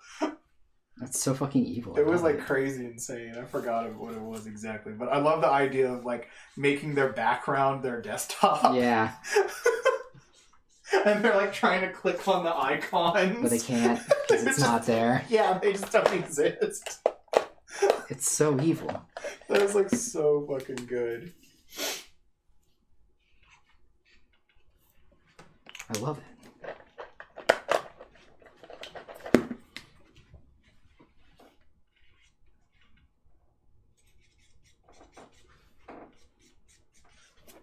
Urge to befriend friends is rising. Alright.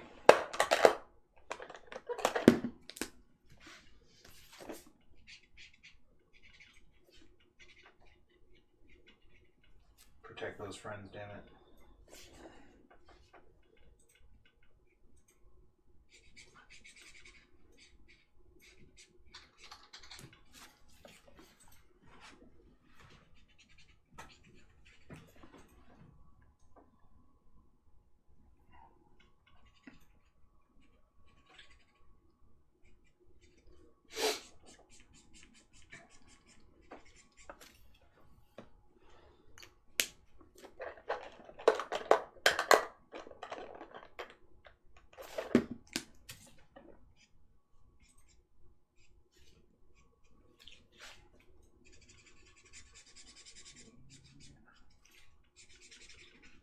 Almost done stealing all this shit.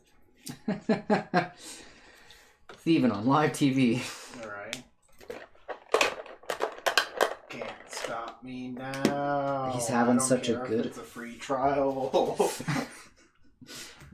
Can't stop him now. He's having such a good time. Alright. He's having a ball. Tell me I can't fucking print this shit. Get out of here. I feel like I'm like forgetting something. Maybe I get something.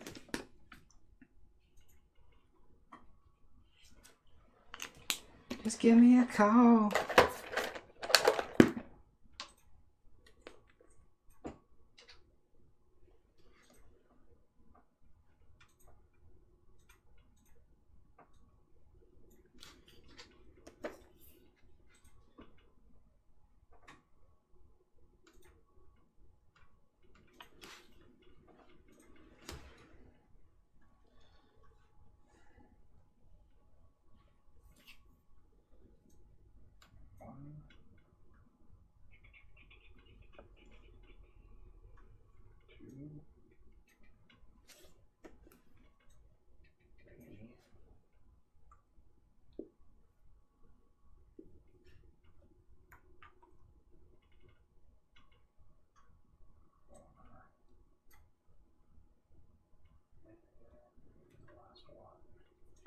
There you go, got them. I'm done. Print these later after the stream. Try to get me with some fucking free trial bullshit. Showed them. Yeah, you did. Showed them. I hope these print horrible. It'd be fucking hilarious. Oh yeah. It'd be fucking so funny.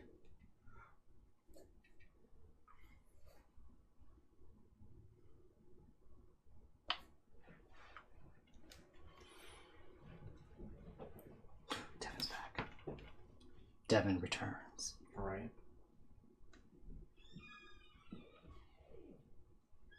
This looks good though. Yeah, I think it turned out pretty decent. Pretty strong. I like it. After a strong start. Mm-hmm.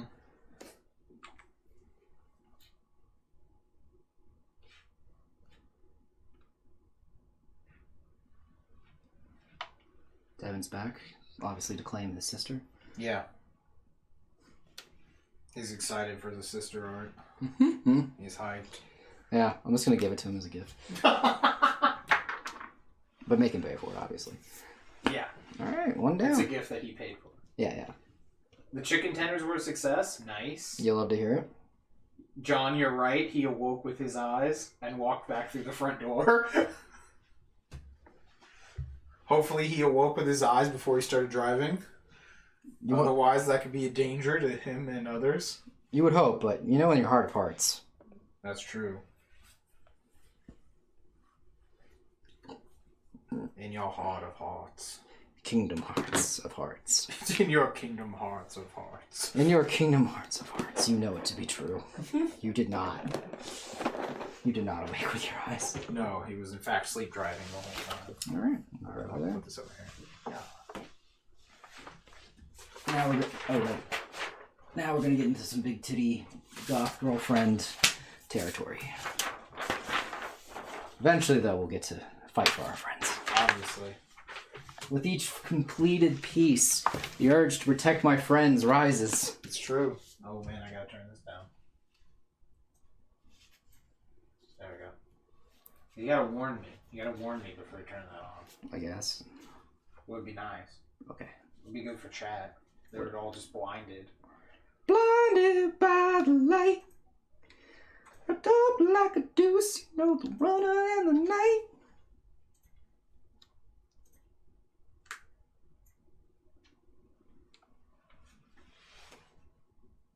Okay, there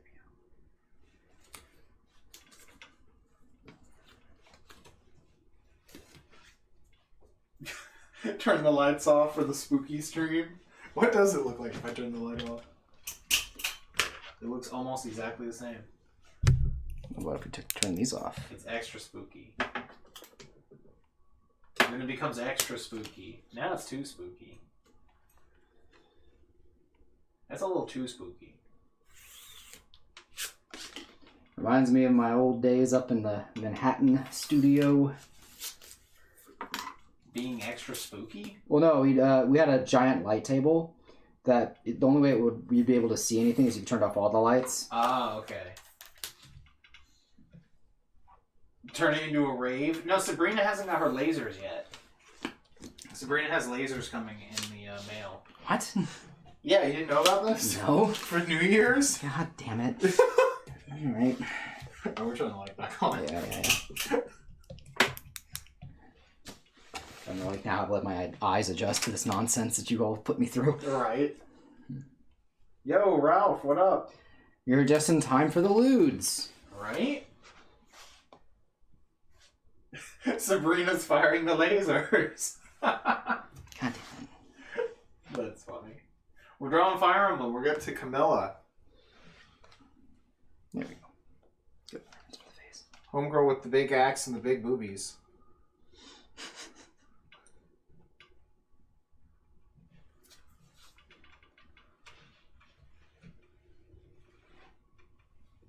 There you go, the Dragon Lady, yeah.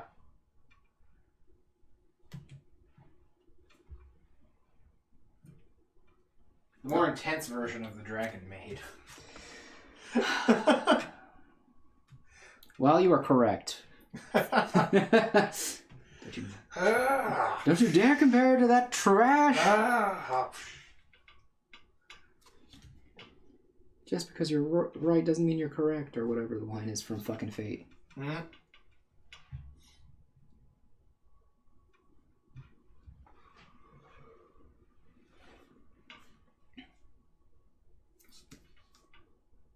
I did see that. There's some Dragon Maid deck in Yu-Gi-Oh! Now. How weird is that? Oh, I'm so glad I don't play competitively, because I'm going to be mad if that's like a competitive deck. Oh man, I hope that's like the Tier 0 deck. It pissed me off, to be honest. Tier 0 Mega deck. just because of the fact I'm like, I don't want a reference to this terrible show. Yeah, I remember I remember that other dragon deck. That was the last time I was still around in Yu-Gi-Oh! Was that Elemental Dragons? Yeah, it was Elemental Dragons. Is that what those were called? Yeah. God, I remember that. That deck is annoying as fuck. That was so tier 0. That was insane. Yeah. That's why they had to limit them all to 1 and then, like, ban a whole bunch of shit. That was some crazy times. Yeah, that was one of the reasons I got out of Yu-Gi-Oh! Just because I could not stand that format.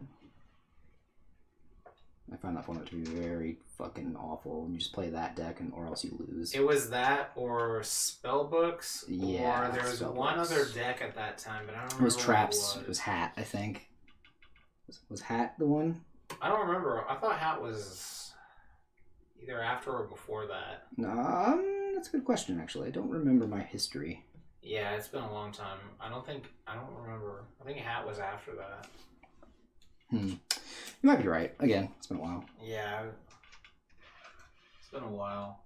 Okay, no, it was Hat? Okay. Okay, cool. Because it says Trap Trick. Trap Trick, the T is Hat. Yeah. That's the T, right? Yeah, Hat is a... Because it's like hand artifact Trap Tricks, right? Yeah, because you would use Moral Talk. Yeah.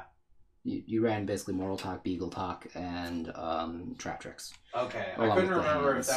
if that was when Hat was still good. It was... Yeah. Couldn't remember if Dino was a thing then. That too. was before then. Yeah, okay. I can't remember. That was before that. That was Dino Rabbit. The Dino Rabbit format was okay. It wasn't like the worst. It was just kind of annoying. It was definitely the beginning of when all the stuff started getting a little too silly. You know what I mean? That's true. I think the last time I played a deck that I really, really enjoyed was like when Formula Monarchs was big. That was a deck I enjoyed. I thought that deck was a lot of fun. And I enjoyed playing it. I enjoyed playing Dragon what was it, Dragon Ravine 5? Oh, Dragoonities. Yeah. With Dragon Ravine? Yeah. Yeah. That was a fun deck. It wasn't like tier or anything, but It was at one point. yeah, but like it wasn't like, how do I put No, this? it was really nutty at one point. Yeah, that's why they limited Dragon Ravine to 1 and they banned Future Fusion. But like, it was like, what's the word I'm looking for? Oh, John talking about the Mystic Piper deck. Dude, Mystic Piper was sweet too. I get what you're saying, though. Yeah, I also enjoyed Medolce a lot too. Dolce, yeah.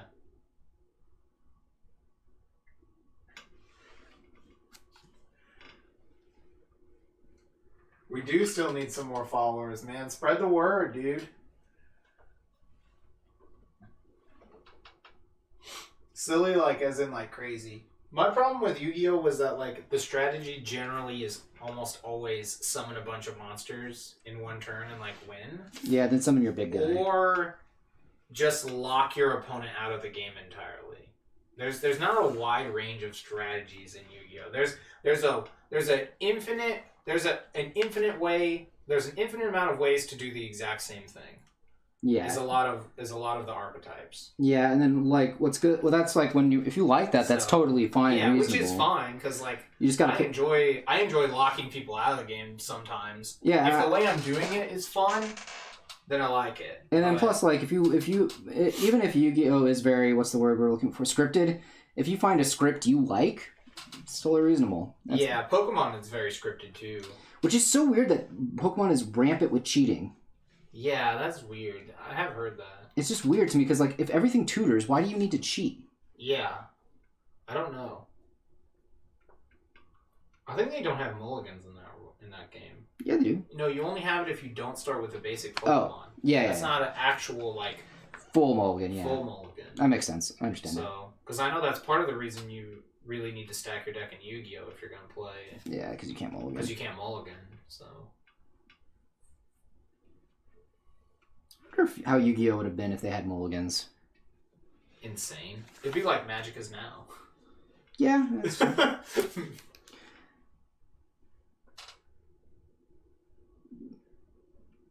don't know. So- Yeah, they definitely would probably be one of their... It definitely wouldn't be great. It Just was, because the deck size is small. yeah, and it's super consistent. Yeah, because 3 of each one in a 40 card deck is really good. Yeah, I know definitely. you're drawing less cards, but that's still really good. Yeah, and because they added the play draw thing in Yu-Gi-Oh recently. Oh, you can choose or whatever? I thought you could always do that. Well, if you're going first, you don't draw anymore. Is the thing. Oh. Yeah, I thought that was a while back. Yeah, I guess it was pretty far back. It was like a couple of years ago, wasn't it? Yeah. That's been a while, I think, now.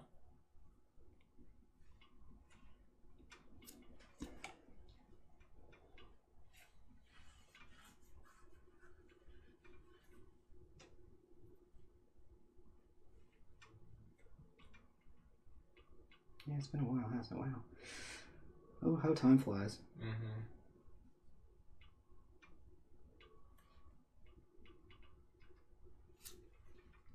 Yeah, I enjoy Yu-Gi-Oh decks when you can like the decks that were like Monarchs or some of those hero decks or things like that that have a lot of branching play patterns Yeah. that aren't about like I'm not much of a combo player usually.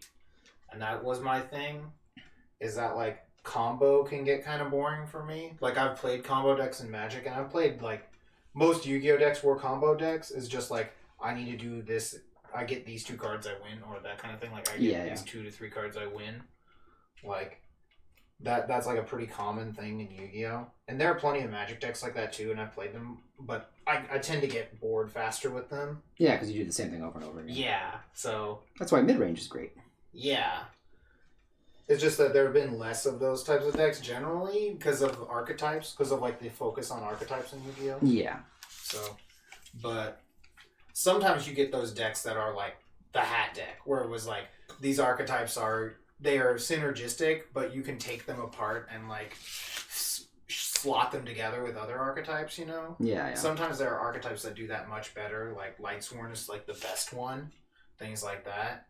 And whenever you can play a Yu-Gi-Oh deck like that, where I can like hack 4 decks together or something to make some weird deck, that's a lot more fun than just I'm playing the Madolche deck. I'm playing the Mermail deck. I'm playing, that. Like, it's kind of boring to me because, like, there's the, like, usual play pattern. Or, like, Samurais was like that. It's also There's with the play pattern of, like, deck building get as the well. boss on board, Deck building, too, becomes less interesting. Because the archetype cards can take up a lot of the space in your deck. Yeah. The archetype-specific cards. Yeah. And then it's... I feel those formats become about, like, what cards you tech main deck. Yeah. Because you want to play... Because if the archetype, especially, like, the one you're playing is huge, then if you can find a slot to play, like, one of your sideboard cards main deck, you can gain, like, a small advantage. I was thinking too about that too. Is a lot of things is usually like tech cards, but I feel like archetypes while archetypes are bad, I think like Runeterra does a good thing with like they have packages where cards obviously have synergies with each other, but the only restriction on playing them is basically you only have 2 colors and things like that. Yeah. And some of them just kind of work together in a different way. Like I know one of the things that comes up a lot is like for the Leona Daybreak package. You can slot that into a lot of different archetypes, and it does a lot of. Yeah, that's how a lot of some of those older Yu-Gi-Oh ones were. That's like Hat, basically. Yeah, pretty much. Hat is very much that, where there's like a small archetype that works, that has not a lot of cards, but they're very strong. Yeah, and they work really well together with whatever you're trying to do, and I like that. That's something I'm okay. Because like the hand cards were just really good by themselves. Yes, they like enable themselves and they thin your deck. Mm-hmm. Again, things I like. Stuff like that. They were always +1. That was why Hat was so good. Was like most of the cards were plus. Yeah. So. Now we're getting to my favorite part of the art. Let's see. Do you mind if I share my friend Sean's Twitch here? He said about to end his... Yeah, go ahead, yeah. Is that Ralph?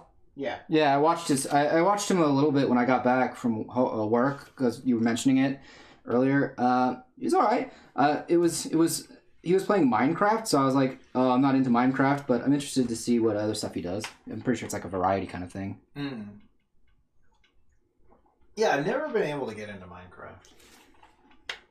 I'm not a sandbox type of person. Yeah. Like for games. Definitely not. It's really tough. At least like that way. I can agree with that. That's just me though.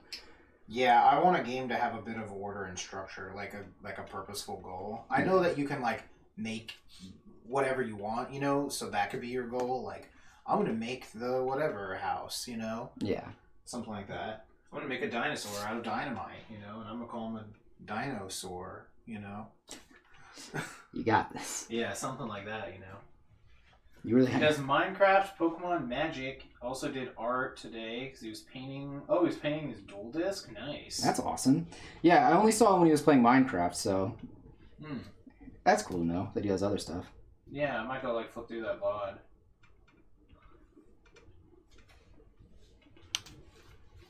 There's a lot of painting, kind of like figure painting streams I've seen on here too. People paint their minis, Yeah, that's cool. so.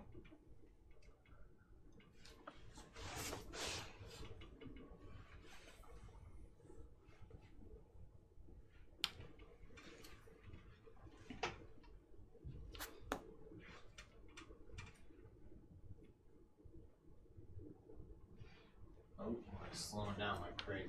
Yeah. Can't handle these giant tits. No, right? I was like, man, that was a fucking hiccup.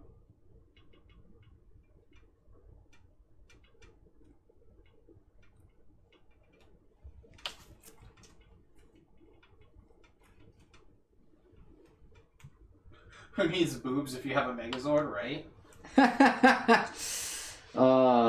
Dude, the Megazord's gonna get you all the honeys anyway. It's true. That's funny though. I love that. That's a great line. Yeah. What was About it? priorities. First, you get the giant robot. Then maybe you think about getting some girls. What was it? That also makes me think of that bit from Gundam Build Fighters, where this lady's at like a cafe. And she's like, sitting there relaxing, and then this waiter comes up. Your gunpla, ma'am. Courtesy of that gentleman over there. That's hilarious. And then the guy's like winking, and she's like, That's hilarious. yeah. I was like, oh my fucking god. That's great. That is so fucking dumb, and I love every little bit of this.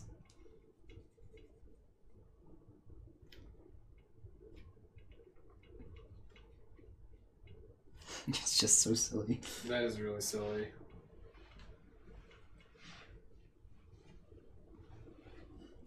Flirting in the modern era. Right. The sequel to the New York Times bestseller. Right. Fuckability in the modern era.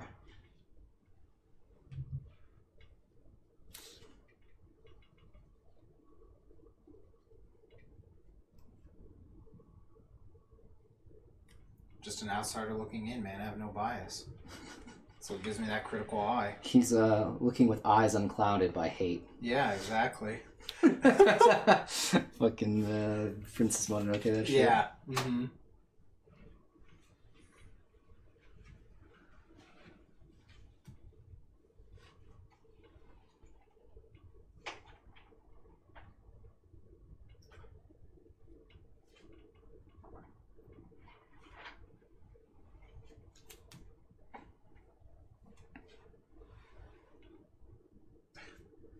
Raiding with a party of 2. Strong. Oof. Thanks for the raid. Appreciate it. No, that reminds me of the time that that just makes me think of like Brandon, he's like, I'm gonna go into the mansion with the knife. Yeah. And he actually killed that fucking spider. He hit the one thing. So stupid. Oh, fucking Brandon. Miss that dude. right. You said he's in like Utah now or something. Yeah, which I thought was funny because he was like, Yeah, like warrants. yeah, warrants out for his arrest in Utah. And I was like, Yeah. hey man, what the fuck? Are you okay? And he's like, oh yeah, no, totally fine. We took care of it. I'm like, Took care of it. what do you mean you fucking took care of it? He took care of it. You man. took That's care how of it. goes. I guess you took care of it. Yeah, that's what it just shows that whenever people come in and do a raid. Don't worry, John. Don't freak out. This is a raid. Don't freak out, man. Pablo, don't swat me. Yeah, don't worry.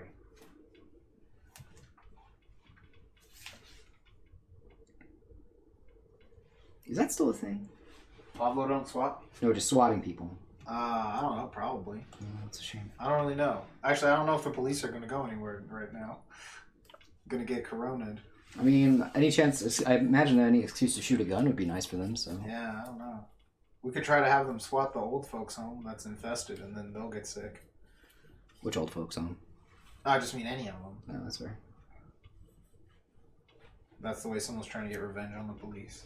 Have them swat the old folks home that's got all the corona cases. Damn. Anonymous, get on this. Gerardo Anonymous, please.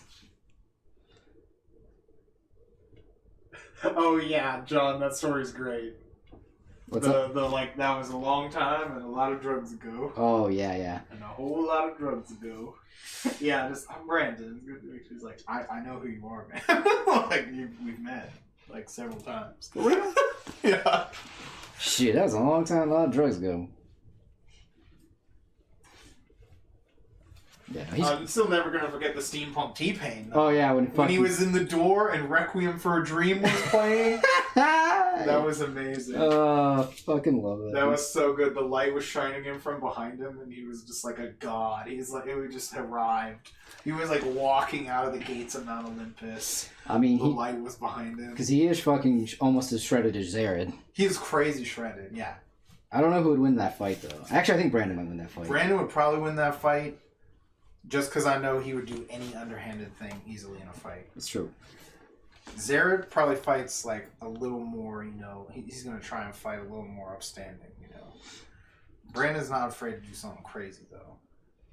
That's my thing. I could believe that. I'd buy that for $1. Yeah. Like, you never know what he's gonna do. You don't know what he's gonna just pull out of nowhere. It's true. You're just gonna be like, close your eyes and suck. Exactly. Like he told me. Yeah. That was not a very convincing way to try to get me to smoke. I mean, he knew. That was just funny. Yeah. He did not know when he said that. Oh, did he not? Just said that. Oh, that's even funnier. Because he was high as fuck. He just said that, and he was like, oh, damn. It was like hilarious. Yeah, everyone was busting out laughing. He's like, all right, that's not exactly what I meant, but you should do it. Remember, kids, winners don't do drugs. Exactly. That's what Street Fighter 2 told me. I made a promise to Scruff McGruff. Like, you just don't go back on that. Yeah, that's his Nindo. You just don't go back on that shit, man. His enjoying.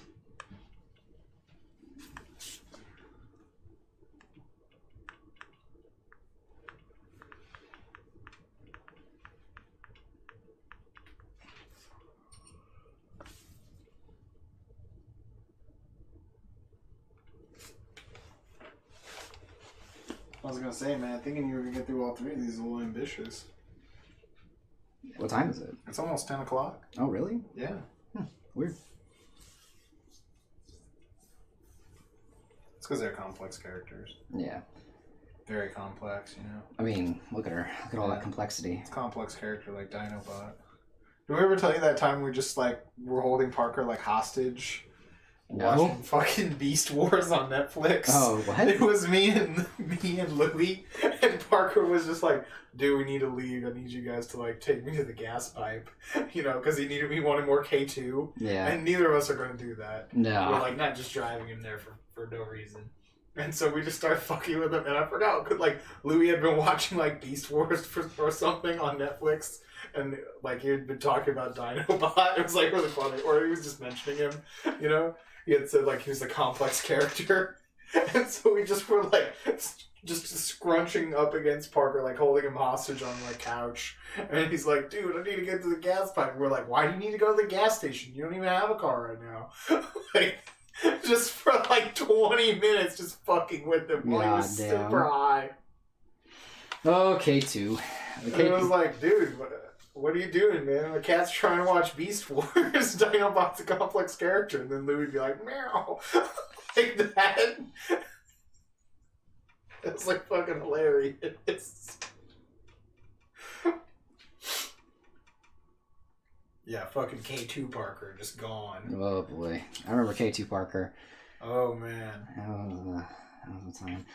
I remember that. I also remember when I played with him. I played like Yu-Gi-Oh with him a few times while I was really high. Mm-hmm. And I just remember the one time I played where I was really out of my mind, and the cards came out. Like the monsters came out of the cards. Wow. It was awesome, and they were talking to me like, "Hey man, here's the path to victory. You gotta play." God. Yeah, no, for real. This actually happened. I was fucking really high. Oh my god. It just all of a sudden became like actual Yu-Gi-Oh. Yeah, it was awesome. Some Yu-Gi-Oh! Hikaru no Go shit. Yeah, it was awesome. That was probably the best time I've ever had playing Yu-Gi-Oh. Says a lot. He was Yu-Gi-Moto, you're right, yeah. You could hear the whispers, you heard the cards talking to you like fucking Jade and Yuki or some shit. Yeah. Then, you obviously you do the catchphrase, gotcha, Yeah. after you beat him. Mm-hmm.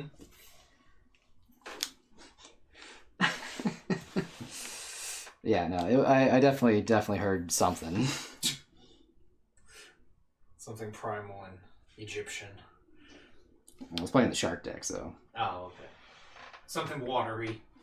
it's Atlantis. Atlantis was calling me, brah. Devin, yes, he was. What? He says, yo, was Matt having Egyptian visions when he was blazed as Af? He was blazed as fuck. Obviously. That's how blazed he was. You had to use as twice. Damn. You know it's good. He was blazed as Af. Blazed as a half. God, I hate that. Trying to make the 5-night combo, but you don't remember where the Black Ranger Zord goes? That's a good question. It's been a while. Like the... I'm trying to... From were you a soldier? Oh, yeah. Damn, where does that one go? Could've That has been a while. Oh, shit. I kind of feel like it was like a separate piece altogether, but I can't really remember. Yeah, that one's tough. I don't remember that one. Because I'm thinking of like, you know, how blue is just the sword in the one right now. Yeah. Yeah, I don't remember where black was in that one. Was he a leg? No. Nah, that's too obvious. It's like a chess piece or something, maybe? Maybe? Because he's the Stegosaurus, right? I think so. Because... It's been a whole lot of Toku since that one. yeah, because the green one is the saber-tooth tiger. The blue one's the Triceratops. The pink one is pterodactyl? Oh, that's in the... I don't think she's still a pterodactyl. Or is she a ramhead? Not a ramhead, the Ankylosaurus. Yeah, she was that one. Yeah, she's Ankylosaurus because she was more of a she was swatting everyone around. Yeah. Oh, I just heard the cat. The blood will flow.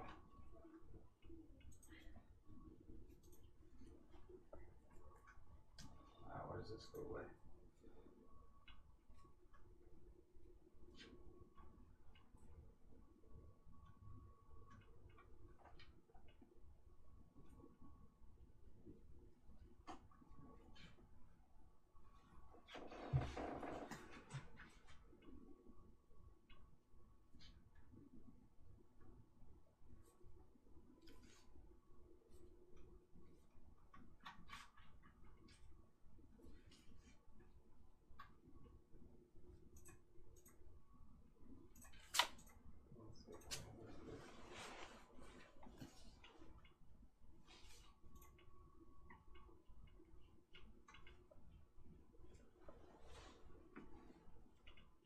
Yeah, I don't know where his goes. Yeah, no, I remember her personality, yeah. I couldn't remember what her mech was. She was like, her and Black were my two favorites. Like, personality-wise. Yeah. Anytime it was an episode about them. That was why I like that Christmas episode. Yeah. Because, like, Pink has some good lines in there, and it's an episode about Black. Yeah. Like, with the orphanage. And he was into Sailor V. Yes, that was Sailor V from the old live-action show Mm-hmm. of Sailor Moon.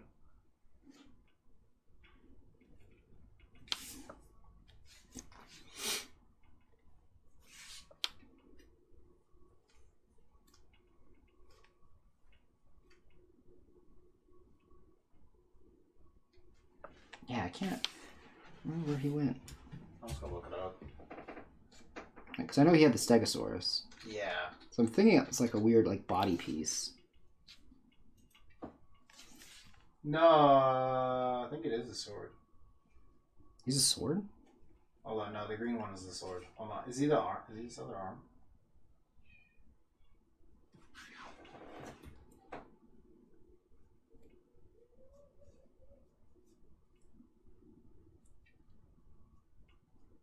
No, he is the chest piece, I think. Let me see. This is the picture I got? Yeah, he kind of looks like the chest piece, unless he's that arm punchy thing.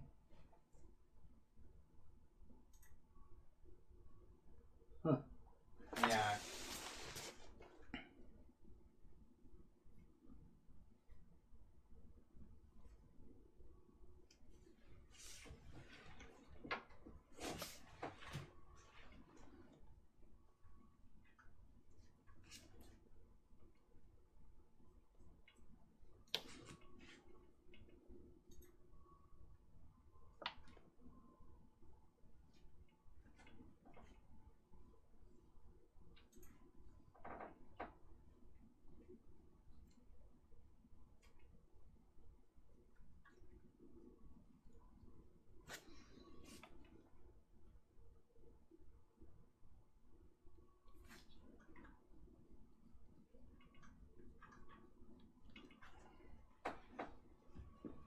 Go.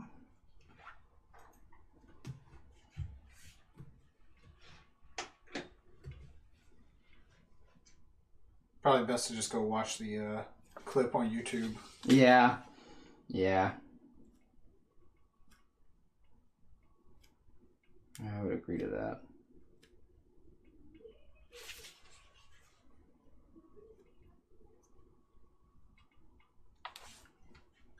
I do want that Grateful Phoenix though. Oh yeah. Man, Grateful Phoenix looks so good. Oh yeah. I love it. Like, I don't know. There's just something like kind of real simple about it, but I like it a lot. It's just the right amount of like mech. Mm-hmm. I It's agree. got those like old school looking wings because they kind of remind me of like Mazinger Z's wings or some shit. Oh, definitely. Yeah. No. Yeah, because they're like those circles, kind of like this, those like crescent shape. Yeah. Yeah.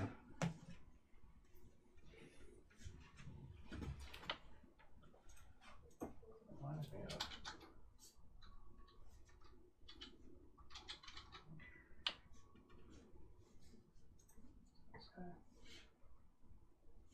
It reminds me of this mech. This is the mech it reminds me of. Oh, it totally does It look like that reminds me of mech. this mech. The first time I saw it, this was the first mech I saw. Because I've never seen this show, but I love the theme song. Mm-hmm.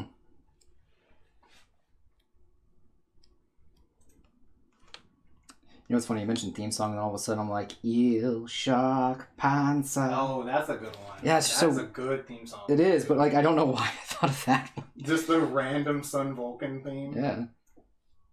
No, I love that part where the dude sounds like he's getting punched right in the stomach right Yeah. at the beginning of the Yeah. song.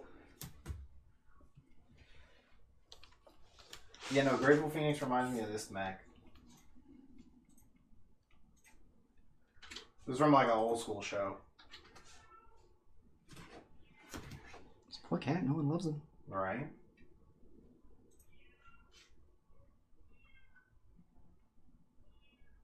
Damn, he's not having it. No, he's not having it. Yeah, it's because of his wings. These old wings. They used to do wings like this a lot back in the day. Oh yeah. Yeah, dude, Sun Vulcan is sweet. All the old ones are really cool. I love watching like the Showa era stuff. It's so utterly goofy. Oh, definitely.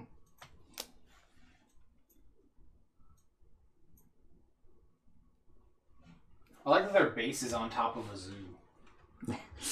Yeah. Or it's under a zoo. I mean, like there's a zoo on top. Yeah, yeah. That and the villain is just Darth Vader. It's like straight up. It makes me think of how Doctor Doom is just Professor Monster. Yeah. You mean the other way around? Yeah, yeah, yeah. Yeah. And Wonder Woman is just Amazon. Yeah.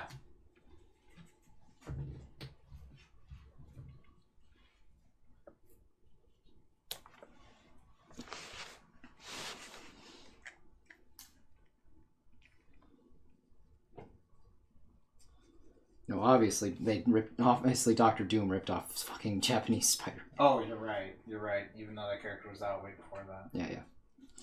No, I do like. There's one episode where the monster of the week looks like the Thing, and it tries to kill Spider-Man by hitting him, with like a moving truck, one of those blue trucks. Oh damn! Not the blue truck. The Toei blue trucks. Not the Toei blue trucks. Yeah, he tries to kill him by hitting with that. So it looks really funny because the Thing is like driving the truck. Yeah, of course. It's like scrunched in, driving it.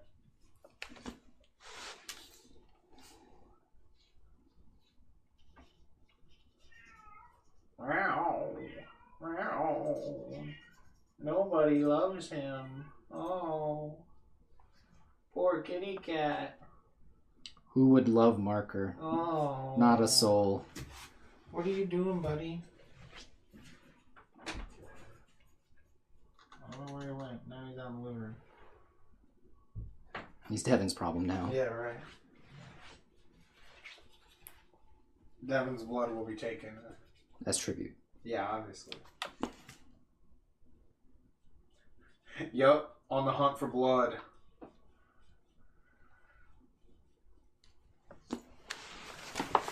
This cat can never have enough blood. Cannot stress that enough. He needs it.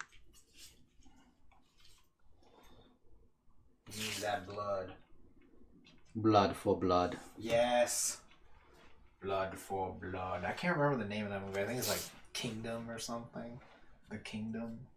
Something like that. Which is like an American movie also or something. I'm trying to remember. Is that the Crusades movie, I think? I could not tell you.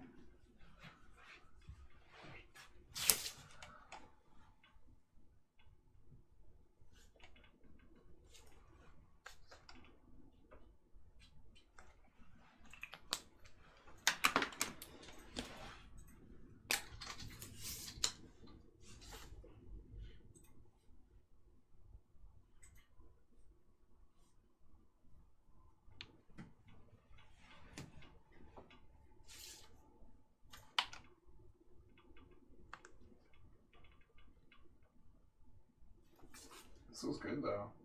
Some good line art. Thanks. Digging it.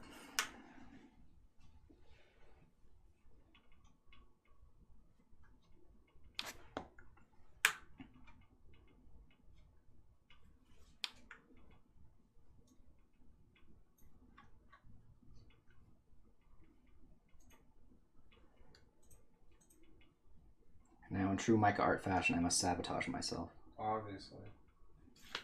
A compliment was given, therefore I must fuck up.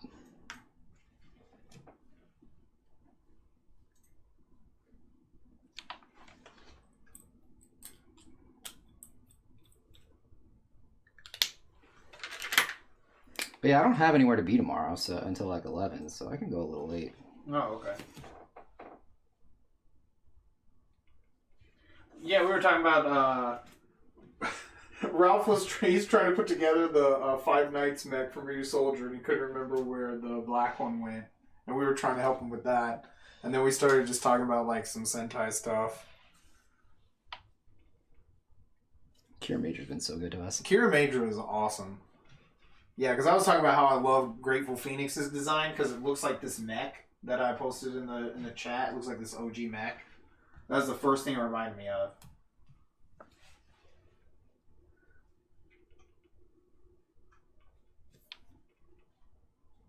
Also, whenever the king laughs, I love that shit.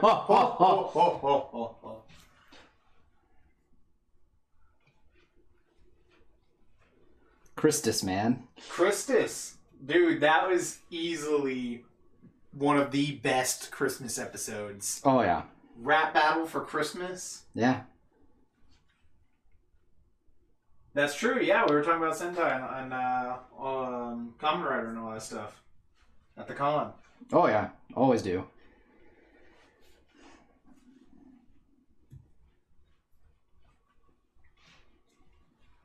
Yeah, man. Yodona's outfit. Dude. That was like a P5 like dancing outfit. Oh, like, definitely. Or something for sure. Yeah, that was like, she looked fresh as fuck in that outfit. Oh, definitely.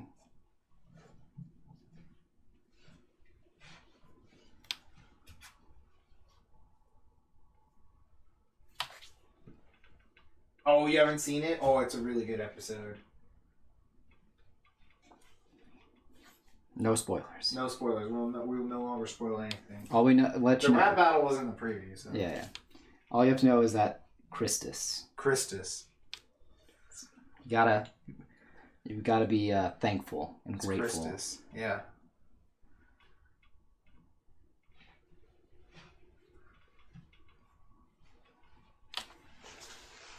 You figured it out? Nice. I highly recommend catching up on Cure Major. It's really good. Yeah, it's definitely one of the better I Sentai. have enjoyed it a lot. We haven't seen this week's episode yet. No. It's a green episode. Yeah. So Green and pink. yeah, green and pink. Yeah, they seem to be. It seems like they'll be the focus. Which is awesome. So I think blue still probably has the best episodes. Oh, yeah. If the episode focuses on blue, it's just absolutely amazing.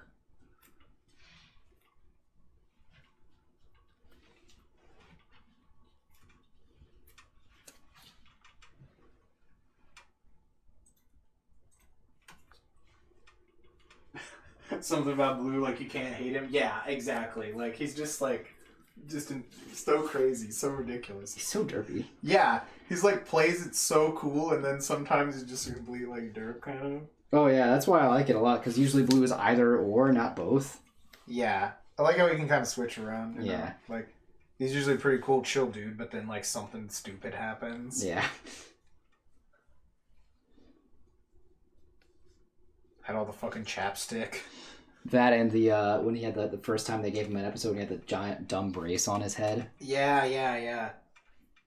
When he had the stalker. Oh, That was one of the best episodes. God, that was chick so fucking that chick funny. was his like stalker. Yeah. That was great. You gave her hope? You didn't break it off? Yeah. I didn't want to hurt her feelings.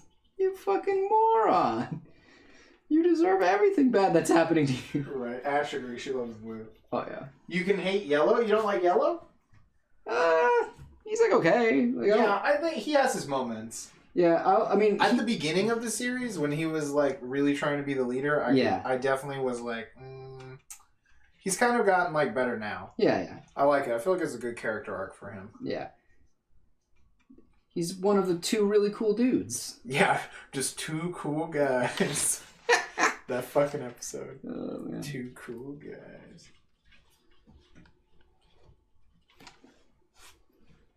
I can see that though. Yeah, definitely. I can agree. I can agree that you. The red is too good. We have to protect. Oh. He is a really good red, actually. Dude, he's great. I like him. Normally, I don't like the kind of like a little too happy reds sometimes. Yeah, I like him. I think he has a good balance. Yeah, because he's also like a high schooler too. So. Yeah, it makes a lot of sense with him. Also, he's just like very pure-hearted too. Yeah. Like, but not in a bad way. Yeah, it's not like overly obnoxious or anything like that either. Yeah, like I remember with gosh, what was the one with all the fucking 13 of them, and it was like in space? Oh yeah. Q Ranger. Q Ranger. Yeah, in Q Ranger, that dude was a bit too much, like derp. Mm-hmm. And Yeah, sometimes they can just be like overly like rambunctious, good, that kind of thing. yeah, that's why the There's gold like and a silver. fine line to me. Yeah, that's why the gold and silver were the best in that show. They were awesome. I loved them. Because they were fucking thieves. Yeah. What is it? But yeah, no, I like him a lot as a character, just because like even though he's a goody two shoes, he's not like overt. Like, Yeah. also he's my favorite episode is still the episode with him getting glued to the chick. Oh, that one was really funny. Yeah, the one that he drew like the terrible fucking aura Yes. around. Yeah, that one was really good. Yeah, I fucking love that episode. That was such a good episode. Oh, damn. Yeah, Ash agrees. She didn't like Lucky. Yeah. It was just kind of, I had seen so many of those types of characters where they're very much like simple-minded and like only have like a few lines at best.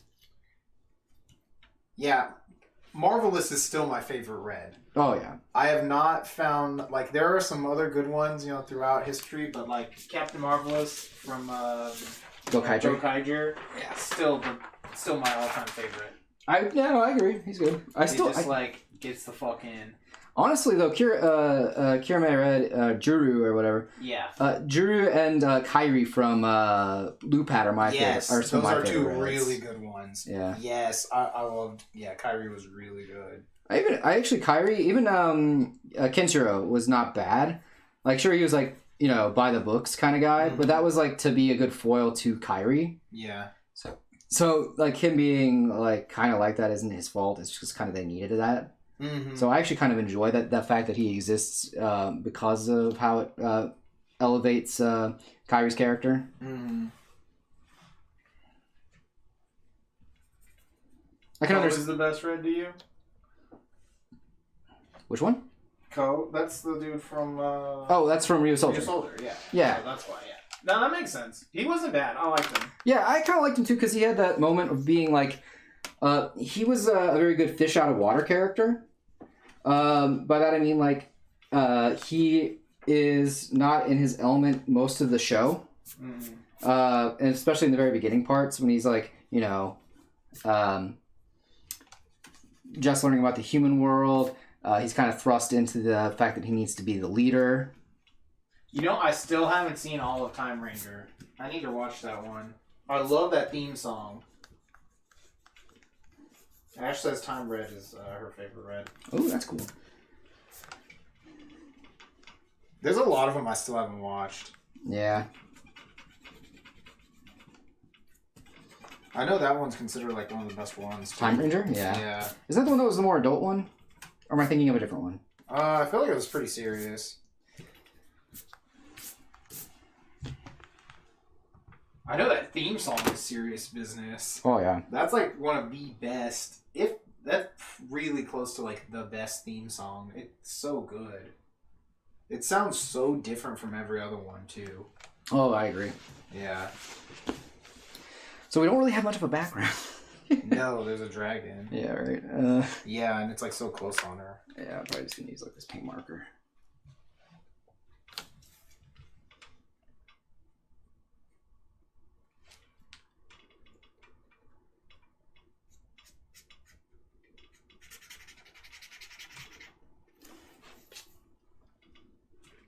Oh, huge freeze up. Oh, that's weird. And it's like hiccuping. Kind of annoying. Can't handle the tits. Let me try something here.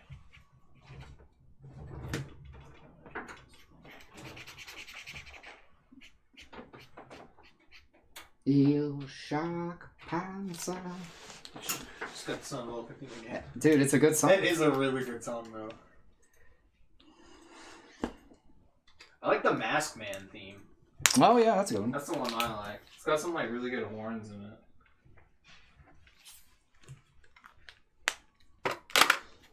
This is our Harpy's pet dragon here. Yeah, right. I'm actually gonna do the dragon first. Back up on that.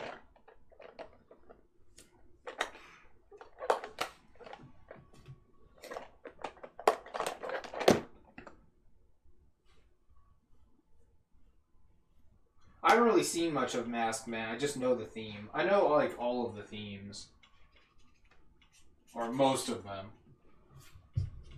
I've listened to all of them, and then I've just kind of like picked all the ones I liked. Yeah, some of the ones, some of the openings are like where you have to watch the show to enjoy them. You know what I mean?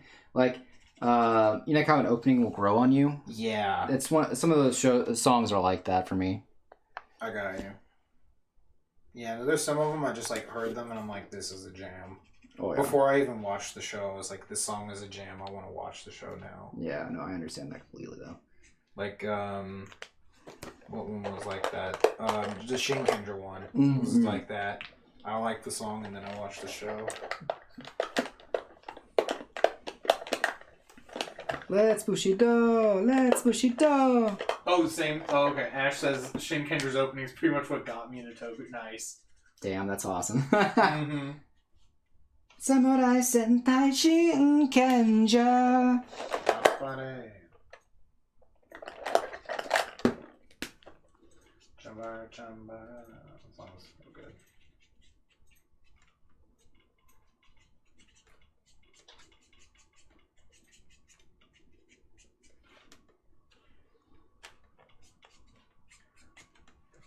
I don't know, actually. What's up?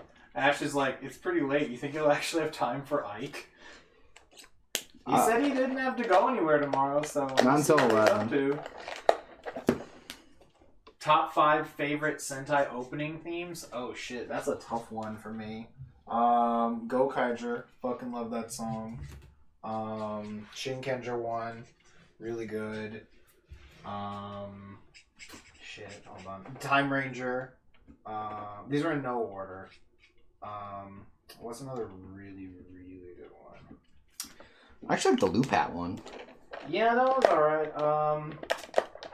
Trying to think. Oh, sometimes just like seeing the show's name jogs my memory. I just like that. I really like the Go Launcher opening. I really like that one just because of the fact I really like songs where it has like two people singing over top of each other. Got you.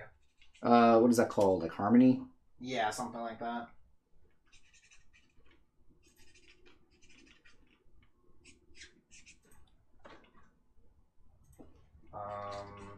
What was another one that was really good?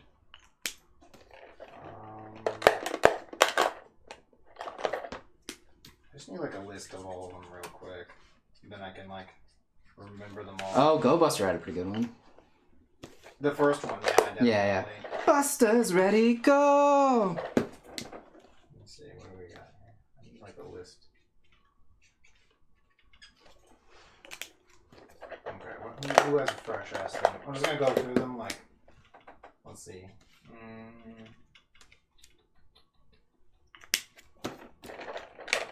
Oh, the Die Ranger theme. The Die Ranger theme, yes. Okay, oh, you said that too? Yeah, okay. What yours is like Kaku Ranger, Go... Oh, Kaku Ranger's good. Your Go Buster, Tokyuger, yeah. Okay, I'm gonna agree with probably this list is really good. Swap like Go Buster for Time Ranger, and I could probably agree with this list pretty hard. So, yeah, I don't know, like, yeah, that's a tough one to do, like, an actual top 5. Okay, wait. I don't like Q Ranger, but I love that song. That opening is so good. Actually, that brings me to my next question. Favorite ending? Favorite ending? Oh, man, I don't even remember half the endings, I'll be honest. Oh, I'm a that's a fake shame. fan. That's a shame. Because Shit. the Q Ranger is really good ending. I do remember the dances usually, but I won't remember the song. Q Ranger. Because I love the dumb video from Kaku Ranger where all the minions. Yeah. That's one of the reasons why I was like, oh shit, Kaku Ranger, man, that ending is so cool. Yeah, I remember the video, but I won't remember the song as much. Shooty. The Abba Ranger ending, where it's like Abba Yeah. Ranger. That one, I like that. Oh, you know what's also a good opening is the Die Ranger opening. Yeah, that's what. Yeah, we mentioned that one. Yeah, I must have not missed that. I must have missed that one. I just remember that one being good. Yeah, what Die other endings are Ranger. good?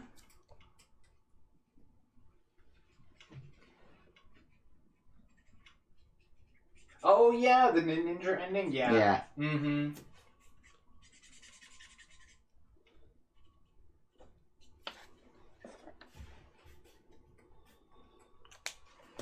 Yeah, it's weird. I don't remember the endings as much normally. That's pretty funny. I didn't even think about that. I remember the endings for like the Metal Hero ones we've been watching more recently though. Yeah. I remember those a lot more. Well, yeah, those ones are really good too. And they're like super, yeah, some of those show era songs are super sick. Yeah, I love the, I still love the Shinobi 88. Yeah, that one was really good. Yeah, that is weird. I didn't realize just like how little of the endings I remembered. Tenya Hoshi. Daijima. We gotta go skip down that road with all the trees. Oh, dude, I want it so goddamn badly. Dude, I hope those trees are still there. Kimi no inochi.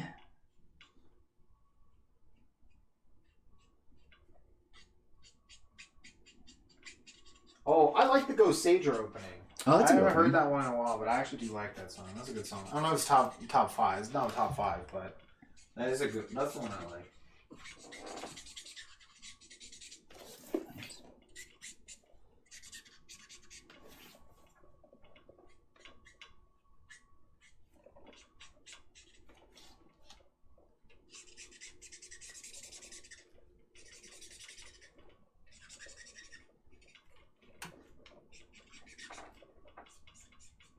Henshinda.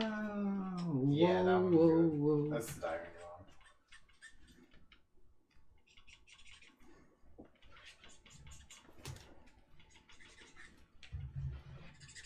Kamen Rider, like just songs. Yeah. Anything from Kamen Rider. Always like, a- there's always some a- good fucking insert songs from Yeah, Kamen Rider. fucking Shooting Star. Yeah. I like was it People with No Name from Fies? Oh yeah, that's that a good one one. is good. Yeah.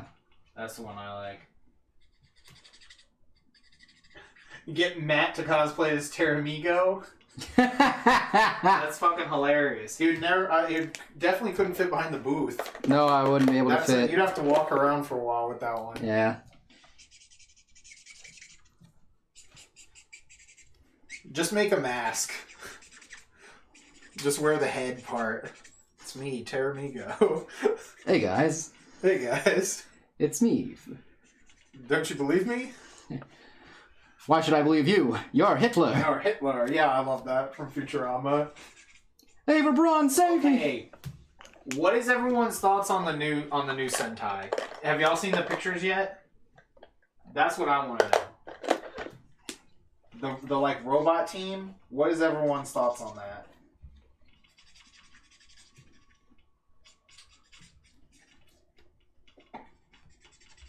Cautiously optimistic. Yeah. Ash is like, it's different. Yeah. Yeah, it's a throwback. Yeah. Not a fan of mechs, the whole team of them. Yeah, I don't like so much when there's too many masked characters. Because that's one thing I actually like about Showa era Toku is that a lot of the villains are just like a dude in a suit, you know, sometimes. Yeah. So if it's like a person in a suit, they can be like emotive and they also look dumber. So I think it like adds to the show. Yeah, yeah. And, like even if no matter how serious it is, you're like, this guy's in a suit. This is funny, you know. Like yeah, there's like this thing to it. So yeah, I agree. Where it's like the whole team has their faces covered. It's a little harder to connect with them. It's fine when it's like the boss, You know. Yeah. But normally, it's because normally, like, the characters are human, you know, so you connect with them. Yeah. Versus these, like, inhuman monsters, you know, that have no, like, quote, face, you know? They don't have a human face. No soul. Like that. So it's like really weird to think of that they're just all robots, you know? It makes it just like Transformers or something. Transformers, they turn into cars. Right? But at least in a Transformers cartoon, they still emote the faces. Yeah, sometimes, depending on who you have. You know what I mean, though. Yeah, yeah. Not all of them, but some of them do. Depends on who's writing it. Is it Michael Bay? Depends on which season it is, you Yeah. know? Is this Michael Bay? No. Yeah. Then no, they're not emoting. But you know what I mean, No, I though. know. Especially if you watched, like, Beast Wars, you know? Yeah, yeah. So... Yeah, I'm cautiously optimistic. It seems to be like an anniversary show, whereas like you know like how Gokaiger was all about the Rangers themselves. This one's It's all about the Max. Yeah. So again, like I'll watch it and I will hold judgment until then. Mm-hmm. I never really watched the American ones. I'm just like, I don't know. I don't have anything against people who watch them. I don't know. He just personally likes the Japanese ones better. Like, that's fine. It's an opinion. You can have it. Yeah. Like that. I don't have anything against it. Just, you know, they're different. They're just completely different shows. Yeah, I feel like it's just completely different. I try not to be like, well, I like it better because it's the Japanese one, you know? Definitely.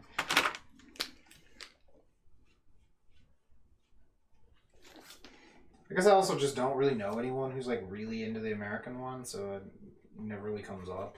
I remember the American version of Hurricaneger was pretty good, but it's been a while. Yeah, it's been a long time since I've watched one of the American ones.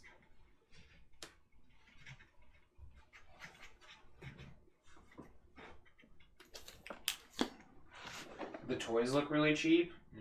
Yeah, that's always a frustrating. I'm not shocked. Yeah, American toys are usually so cheap. If they don't have a talking Teramigo, you're not watching it. I could agree with that. Yeah, because they've done that before, where they don't have the mechs talk in the same way. Because I know in Ranger, the mechs talk, but I don't think the Megazord would talk. And yeah, stuff. but not in Power Rangers. Yeah.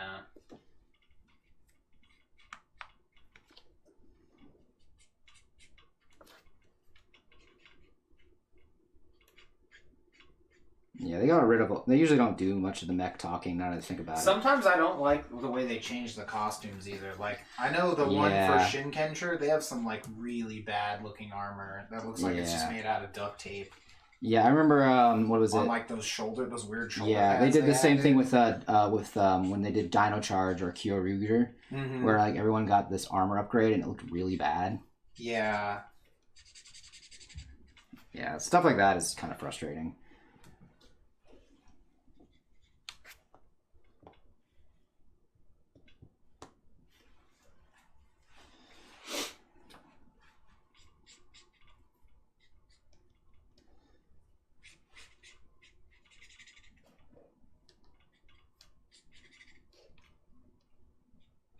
Also, I don't know what it is. I think it's part of like. Remember when I was telling you about how, like in a fighting game, if the voice lines are not in English, it's not as bad as hearing them over and over again? Yeah. It's something about, like, when the show is in English and it makes, like, really bad kid jokes, it just feels more annoying. Yeah. I don't know what it is. Yeah, I couldn't tell you on that one. Because, like, when you're reading it, it just doesn't, like, sound weird, you know what I mean? But, like, when you're watching a movie and they do something like that, it's really weird. You know, like, when we watch those horrible animated movies that are, like, meant for children. Yeah. You know, like, you can, like, hear the voices, you know, and you're like, oh, no, the words. Like, versus when you read it on a screen, and, like, even if it's bad, you know, like, poorly translated dialogue or something, you know, like, something about it is less worse. You know what I mean? Yeah. No, I kind of get what you're getting at, but, like, it's probably also just because sometimes the cheesy kid jokes, I'm just well, it's because like the kid jokes in the Japanese version usually are, I don't know, not pop culture references in the Japanese version. I think that's part of it too. Because like whenever it's the English version in America, it's always a pop culture reference. Yeah, and like it was fine when you were a kid, you know. Sometimes, but like I'm not really connected with the youth now. Yeah.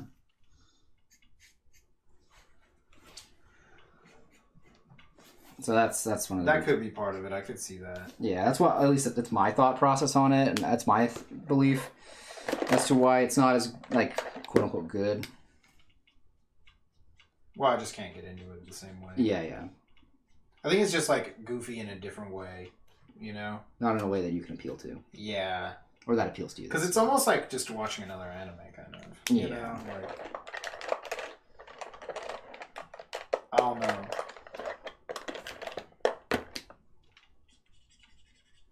Hard to say.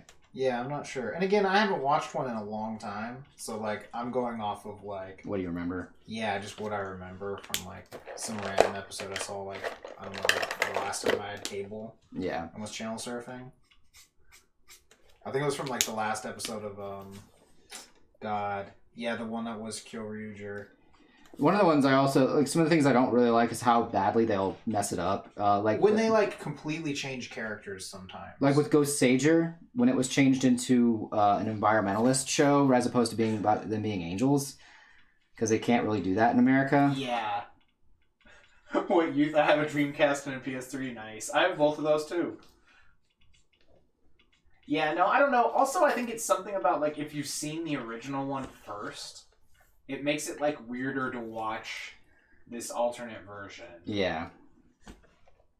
Because it's kind of like that with... When it was, like, watching Japanese Spider-Man. You know, it was, like, just so crazy because, you know, you've seen Spider-Man a million times, you know? And now you're watching it this other way that's, like, completely foreign. Yeah, and it's interesting. And it's insane. Like, you know, it's just, like, so weird, you know? Yeah. Like, it takes a second, you're like, what is happening, man? This is nutty, you know?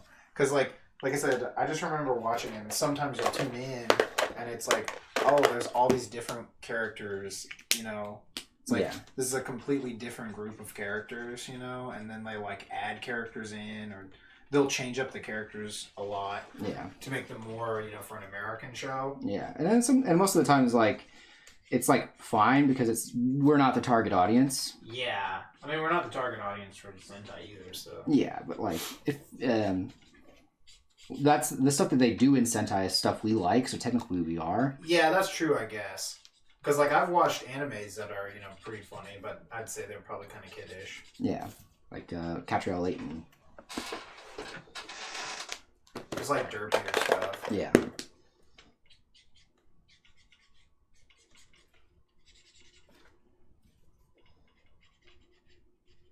I'd say the dialogue is usually not as good.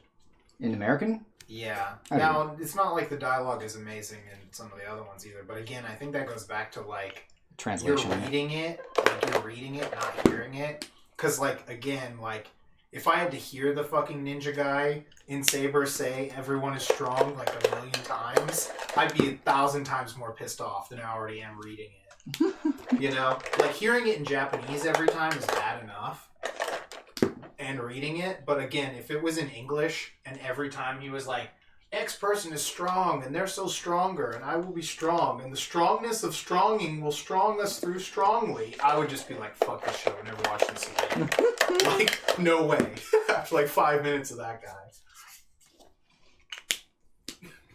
Like, that shit's not happening.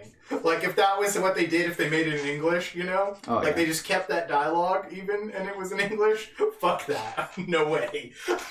I'm fucking done. I'll come back when he's dead, Yeah. But it'd be the American one, so he'd never die. He got sent to the Shadow Realm. Yeah, at best, he could get sent to the Shadow Realm. They could just write him out. Yeah, he was sent to the book dimension. The book to me. To book or something, I don't know. I'm trying to be like the American writer. I'm trying to do it like if 4Kids did it, 4Kids. Sorry, but he's a little checked out. Get that fucking shit out of here right now, I swear to fucking God. Oh damn, it's like hella freezing up.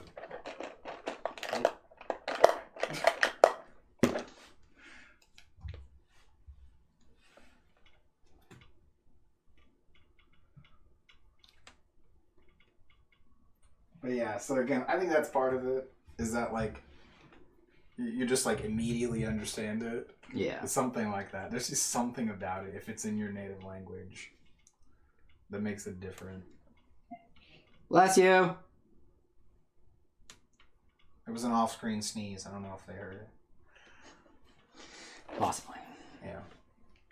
There was an off-screen assailant of sneezes. The best American season is Dino Thunder. Oh, that's a pretty good one, yeah. That's the one from Operator, right? Yeah. Okay.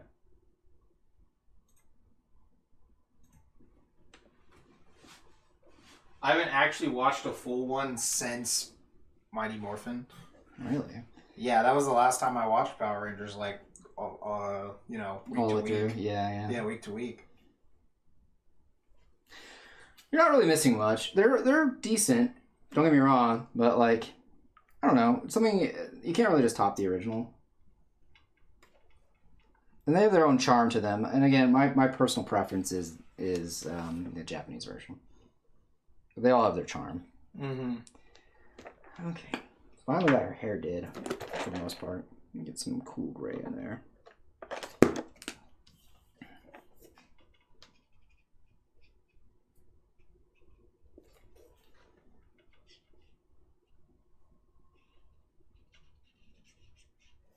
Yeah, I think I got through to when they went to the one that they did Kaku Ranger for like a little bit. And that was like when I stopped watching. Because there were those like aliens. Yeah.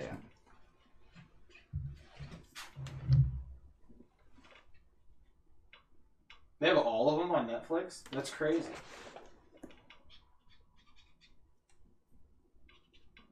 You gave up on Super Mega Force? That one looks so bad. Oh, man. I was like, it's a power-up, like, of them? Like, Was not good. This seems weird.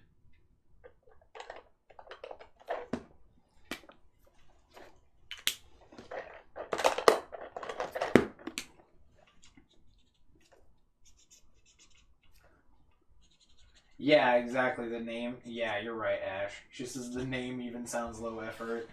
Yeah. That was that the last one that Saban did?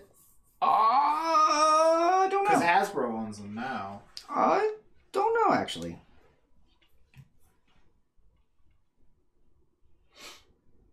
Do not know the answer to that. Yeah, I can't remember. Because Saban is like the masters of low effort. Yeah. Super boring force? That's great. Okay, so that's right, because they skipped Go Buster to go to Kyoryuger because it was dinosaurs. Yeah. And then Hasbro went back and did Go Buster. And Go Buster was actually apparently really good in the English version, from what I've been told. Apparently, it's different, but in terms of what the plot is, but the characters are still good.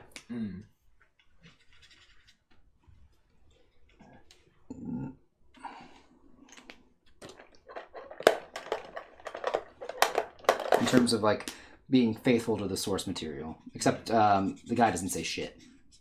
Damn. You can't do that on a kid's show in America. No one is saying shit twice in one episode. Nope. Unwatchable. Nope. Never gonna forget that in my life. Just that fork monster does the attack, Jin like dodges it, and then he goes, shit! It's like, what? And then later when the Met guy hit to get taken over, is shit! Like, just... Huh? Nani? Nani the fuck? I'm never gonna forget that.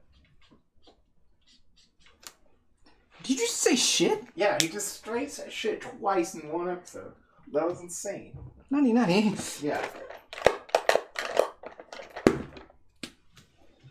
We still need to watch the episode where fucking Big One dresses up as Hitler, though. Oh my god, yeah. Still gotta watch that episode. But that's for Easter, because there's a crucifixion in it. Yes. So...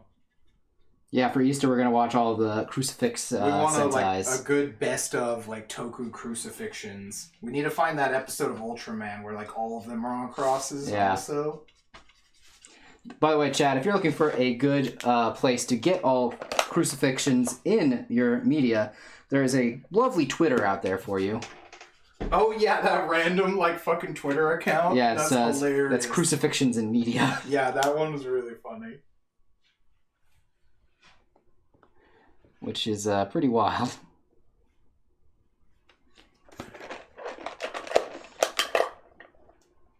Yeah, dude, just it's so I don't know, something about it is just so utterly ridiculous to see. Oh yeah, no, it's great. It's just like insane because it's like they do not do that in Western media, and you Yeah. just see them just like, yeah, fuck it, just throw them up there, just have them up there, like. Yeah, it makes sense. It makes sense because I've heard, I can't remember who it was talking about it, but the way they see it is they're like, that's like an easy way to represent a hero at like their lowest, most vulnerable moment. Like, you cannot be any more like, helpless than like crucified, up like that. So... Still fucking like silly as shit. It's, symbolic and, like, you just legit, are, like, held captive. So...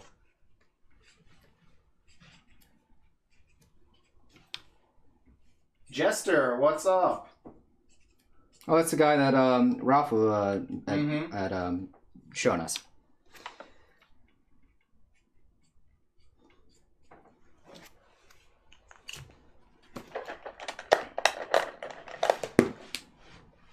But yeah, doesn't V3 also get kicked in the dick when he's when he's like crucified? Right? Yeah. Yeah, that's the one when he gets kicked in the dick.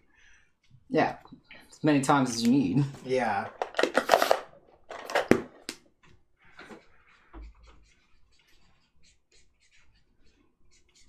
That's just funny as fuck.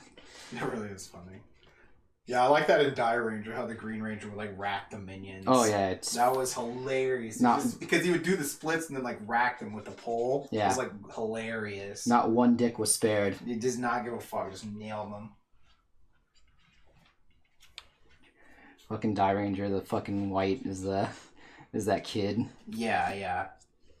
Just hella starts abusing his powers. Mm-hmm.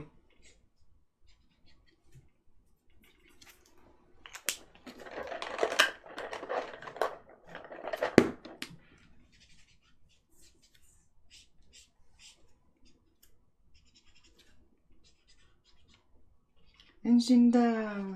Whoa, whoa, whoa, whoa. Oh, whoa, whoa. Give it a lot. I just remember like the first time I watched when I got to see a couple episodes of Die Ranger when someone started subbing it. It was like crazy to see because that was like one of the first like Sentais I'd seen. Mm-hmm. So it was like, wait, what? Their just base is just this abandoned subway station, and their boss is like some homeless kung fu dude. This is so different. you Yeah, know? yeah. Like, You're like, what? what's going on here? Yeah. Yeah. It's like, this is so different than how it is in America, where it's like, all noble and there's a ghost alien and stuff. Yeah, and yeah. things like that. Like, it's just presented completely different. It's like hilarious. It was like night and day. I was just like, what? This is awesome. Yeah, it's cool when you get to see like how different some things are. Yeah, it's so weird. Yeah, getting to see like crazy foreign media like just opens your mind up a lot. Yeah, I definitely recommend it. That's why I was trying to get my dad when at Christmas. I was like, hey man, if you ever want to watch like films that aren't American, there's some pretty good ones out there to help broaden your horizon. He's like, I don't really want to. Mm-hmm. Like, and yeah, it's fair. You don't need to watch any of this stuff. I just think it makes you like, a bit more open-minded to the weird shit that happens out in the world. Yeah, because that happens in other genres. Like we were talking about, I think one time a while ago or whatever, how there's a lot of westerns took stuff from samurai movies. You know. And you can actually like see that. So it's interesting to see, it's like, oh, well, this is basically the shot for shot, or whatever. This is the one for one idea version of it. Yeah. And it's very interesting, to say the least. So, like, that's really cool, to, like, see that kind of... Or just, Turkish Star Wars. Yeah. Like... Brutally we're just steal. going to horrendously steal all of the movie and then start adding in weird stuff about human brains, and, like, fucking crazy shit like that. Yeah, man. Like you do. Like you do. Mm-hmm. Yeah, the second season, that was when they had all the Die Ranger stuff.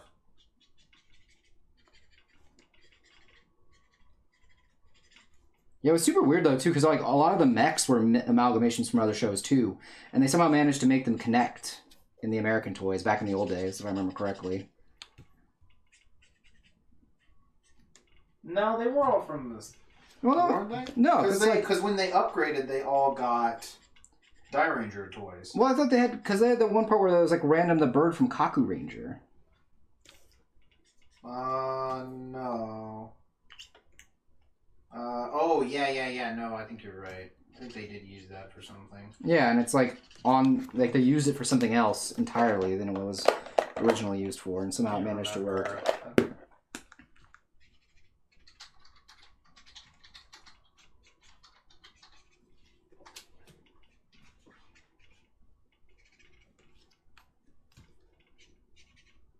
Yeah, they did use that one. You're right. I totally forgot about that. Yeah, it's like they used that for the white one later. Yeah, which is weird because they used that in the movie, right? Yeah, when they got those forms. Yeah, because like the American, because that was the Kaku Ranger ones, right? Yeah, because American Power Rangers makes no fucking sense most of the goddamn time.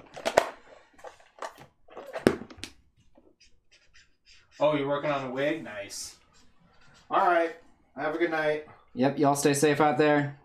For those of you who are tuning out, we're gonna keep going until I can't go no more. Hopefully you can protect his friends. Oh, I'll be able to protect them. All right. I'll protect them so well.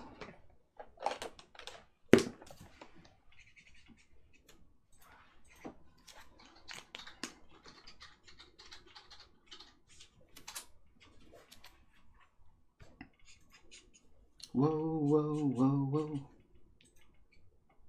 Yeah, that's right. That's what I thought. It's just been a while.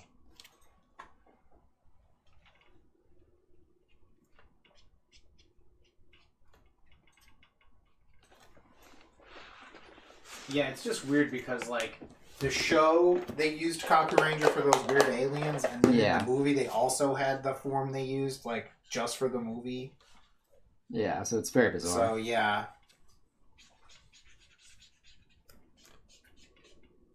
I have a bunch of cards from that movie. There was, like, a nice. collectible card set. I think between me and Mike, we have, like, the whole set. Because we were at A-Fest one year, and they were there. It was like, I forgot how much they wanted, like, per pack or something. And we were like, we'll just give you, like, $5 for this box. We were like, how many are here? Whatever. And then we just changed it to, like, a different number. We'll just give you, like, $5 for this box. Like, they're like, yeah, sure. That was it. Yeah. And we just, like, cracked all of them. Nice. It was, like, ridiculous. Because we were using them as tokens in Yu-Gi-Oh! For, like, a long time. Nice. Just like drop Gores, drop the White Ranger, GG, you know? Oh, that was the real meta, though. Yeah, the Gores token meta. No, my favorite Gores token thing is there was a thread on Pojo about that where it was like, what do you guys use for your Gores token? And almost like immediately there's a post that just says, your mom's panties.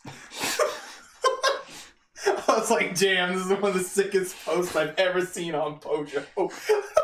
Yeah. So funny. On Pojo. Yeah. Oh, lordy. Just your mom's panties. That was amazing. Might as well lock the thread right there. It's the best one. Why even care? Lock it right there. Why? That was so Fuck, good. man. That was so good. There was that one. I remember there was another thread where someone was talking about like getting cards autographed, and they're like, "Yeah, man, no, I got my because they were at like the YCS or whatever, or Worlds or whatever with all the voice actors." Yeah. And then someone was like, "No, I got mine. I got my Stardust signed by Yusei Fudo also." And there was like it was like a paint, and then they just wrote Yusei Fudo, like not the voice actor, No. like it was like the actual character signed it. It was so funny. That one was amazing too. And then Vincent got Bobby in trouble with Konami. Oh, really? What the fuck? because I was like, dude, Bobby got all the cards, the Legendary Collection 2 cards early because he got them off some guy who stole them, you know? And so, like... God. And so I was sending him pictures, and I didn't know Vincent was fucking posting these on Pojo, and he even said Bobby had them, because someone wasn't believing they were real or something. So he's like, no, Bobby Break has them. I'm like, what the fuck, dude? Like, how stupid are you? If you'd have told me you were going to post these, I'd have told you no. Vincent is a wonderful man. He's a good man, but his wisdom score is very low. He is, He's got a lot of heart. He's got a lot of heart, yeah. He's got a lot of heart. He's got a lot of heart, He kid. doesn't reason sometimes. Yeah, I was like, dude, what? You can't just say that. These cards aren't supposed to be out for like another week or something, or two, I think. Yeah. It was another week. Yeah, because apparently, like, Konami called him after that. Yes, he has a good con score. His wisdom score, not so much. No. His intentions are good. He is truly a paladin. His intentions are good, and he is a nice guy, yeah, so he does have good charisma. I mean, he should have decent con, though, if he was a paladin. He's going to need to take those hits. No, he's got decent con. Oh, yeah, no, he does have good con, yeah, that's right. So it would be like strength con, charisma. That's like the main thing. He's just not, you know... In D&D, intelligence is pretty much a dump stat for almost every class. Yeah. They haven't done very well with that lately. Nope. I think Artificer actually uses intelligence now, so that's something. But Artificer's like bad, isn't it? I don't know actually how good it is. I think one of them is really good.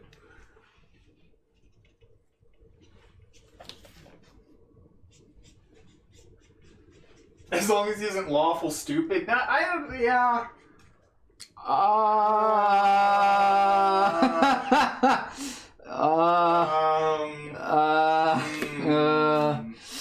You know... We're gonna hesitate to answer that. Just so it's not on the record. Yeah, we're not putting that on the record. Yeah. No one clipped that. Yeah, that's not. We officially did not answer that question. Yeah, clip that we officially we did plead the fifth. Yeah. We plead the fifth on that one. Yeah, tree fell We're 5 gonna fitted. plead the fifth on that one. Best amendment. Yeah. I don't know. My favorite is the Third Amendment. You know, I don't have to have any soldiers do illegal slumber parties at my house. That's true. Yeah, that's a good one. You know. No, I still love that from that history class in high school when the teacher asked, she asked one of our classmates, and he was the guy who was always fun too. She's like, David, what's your favorite amendment to the Bill of Rights? And he's like, well, miss, since I'm black, I'm gonna have to go with the 13th Amendment. Like, that was like so funny. Oh, dude, that's good. Right? I know, that's tier. D&D stories I'd like to share? Oh man, not too many crazy ones. There's this one story where that just makes me angry thinking about it right now. So I used to play in Denton, and two of the people in our group were just, I don't know, complete dumbasses a lot of the time. Chaotic, stupid. Highly chaotic, stupid. Parading as, like, I can't even remember what Will pretended his character alignment was. Something with good in it, yet he always wanted to turn to violence as fast as he could. Well, yeah, I mean, don't you know that violence is truly the only alignment is like such a joke for most players. They're like, no, my character's lawful good. Yeah, so we should kill all these children because it'll be really good. You know, like, that is not how that works. Okay, you know. No, yeah, there was like these two dudes who just like could get caught up in dumb shit, and they both just started like ping-ponging off of each other for like the ultimate dumb session. The thing is, I don't remember what they were doing other than they were like fucking around, because I had only gotten like an hour of sleep the night before. And so the second they started pissing me off, I just said, okay guys, throw me that pillow, I'm going to sleep. I was like, wake me up when anything happens. I wake up 2 hours later by myself. Like, I woke with my eyes. And I'm like, oh, damn, what's going on? You know, what's happening? And then they said like 2 minutes of what was happening, and I just said, fuck you, y'all are both fucking idiots. I'm going back to sleep. I fucking hate you guys. Like that. And then I went back to sleep. I think I slept for like another hour before like one of them ended up being dead. And we got to move on. It was miserable. I just looked them both in the eye and I was like, fuck you guys. Y'all are shit. Like, that was it. I was like, y'all are shit. You need to quit doing this. It's fucking miserable. That was the worst time I ever had at a D&D game. It's like, they were doing some dumb shit. They found some stupid fucking magical animal at the dock and then let it go and started flying around on it or some dumb shit. Like, they thought it was Falcor. Yeah! Yeah, and I don't know. I was fucking just done. I was just so angry I had to go to sleep. That was it. That was the only way to stop my anger, was to sleep. That was just this ridiculous story. Oh, I'm mad just thinking about it right now. Like, I feel my blood pressure rising. And he's got high blood pressure, chat. Oh my god. Now I have high blood pressure. That's for fucking sure. Yeah, that one was terrible. And one of those guys was the same guy who, one time when we were fighting an invisible enemy, who was a wizard, he had the bright idea to pull out some gunpowder he had and throw it all over the floor, you know, where he's standing, so we could see their footprints when they would walk up on him. And then they just blew it all up, and he died. And this was the same guy who died before. Yeah, and in another campaign, he tried to play, like, someone who was, like, supposed to be like Steve Irwin, but then his accent just kept becoming Indian. Every time he would try to talk in Australian, and I couldn't stand it. It was terrible. Alright, we're done with this one. He's hands down the worst person I've ever had the misfortune of playing a game with. Whoa, whoa, whoa. At least of D&D. Not of Yu-Gi-Oh! Oh, man. Alright, we got like an hour, so... Yeah. Let's see. I have 2 players that do that. One decided to kill elderly women for no reason. His character is a bit of a joke. This guy is awesome, but sometimes he just wants me to facepalm. Then we have the Munchkin. Oh shit, a Munchkin. I like the game Munchkin though. D&D Light. Yeah.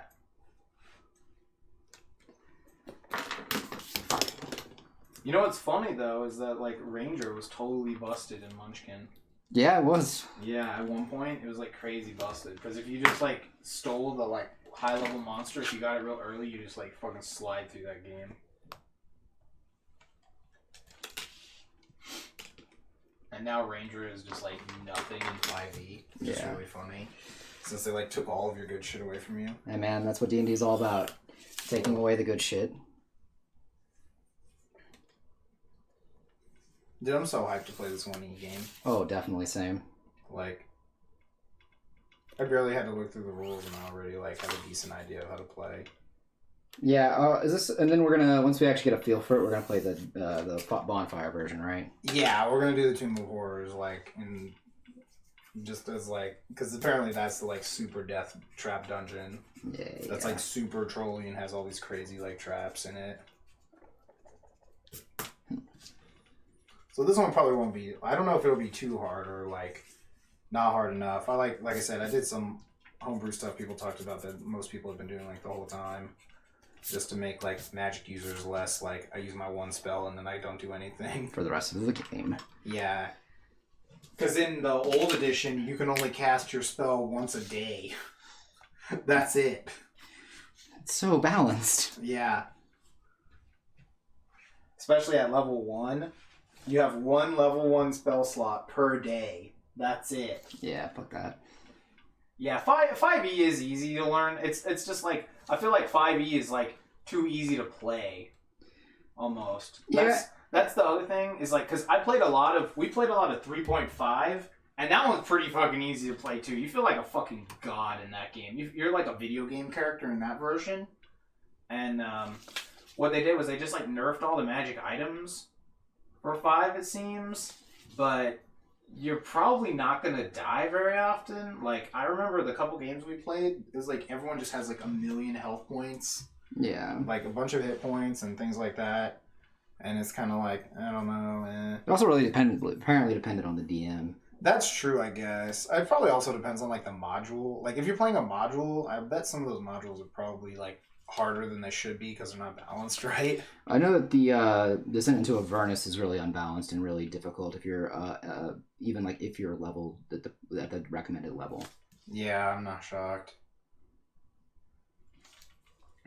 Yeah, I don't know. I have D&D is always frustrating to me, mainly just because of the fact that like I don't really care for most of the modules because most of the modules are kind of boring in terms of the story. Yeah, a lot of the, like, when I was listening to people talk about 1E modules, they seem pretty good, though. So that's kind of why I want to try, like, playing some of these. Because I like the idea of doing... That's why I like, homebrew kind of worlds, things like that. Also where you could, like, kind of cheese your bosses a bit more. Yeah. So, like...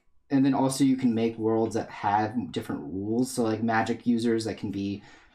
You know, something that's rare in your world, or if you can have... Well, in the original, like, idea of D&D, a lot of this stuff was supposed to be, like, you can just, like, use it as rules and take parts and pieces you like and don't like and add stuff. That was, like, much more encouraged. Yeah. Versus now, there's, like, once they started, like, you know, really codify the rules because they were doing, like, tournaments and stuff and things like that, now there's just, like, too many. All the rules for things can get the idea more of D&D specific. tournaments seems so dumb to me too.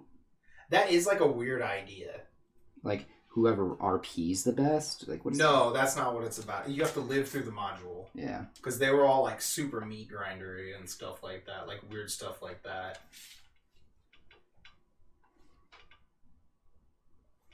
But yeah, so like the more rules you add to the game, the like kind of you would think it's like the more you can do, but it's actually the less you can do. Yeah.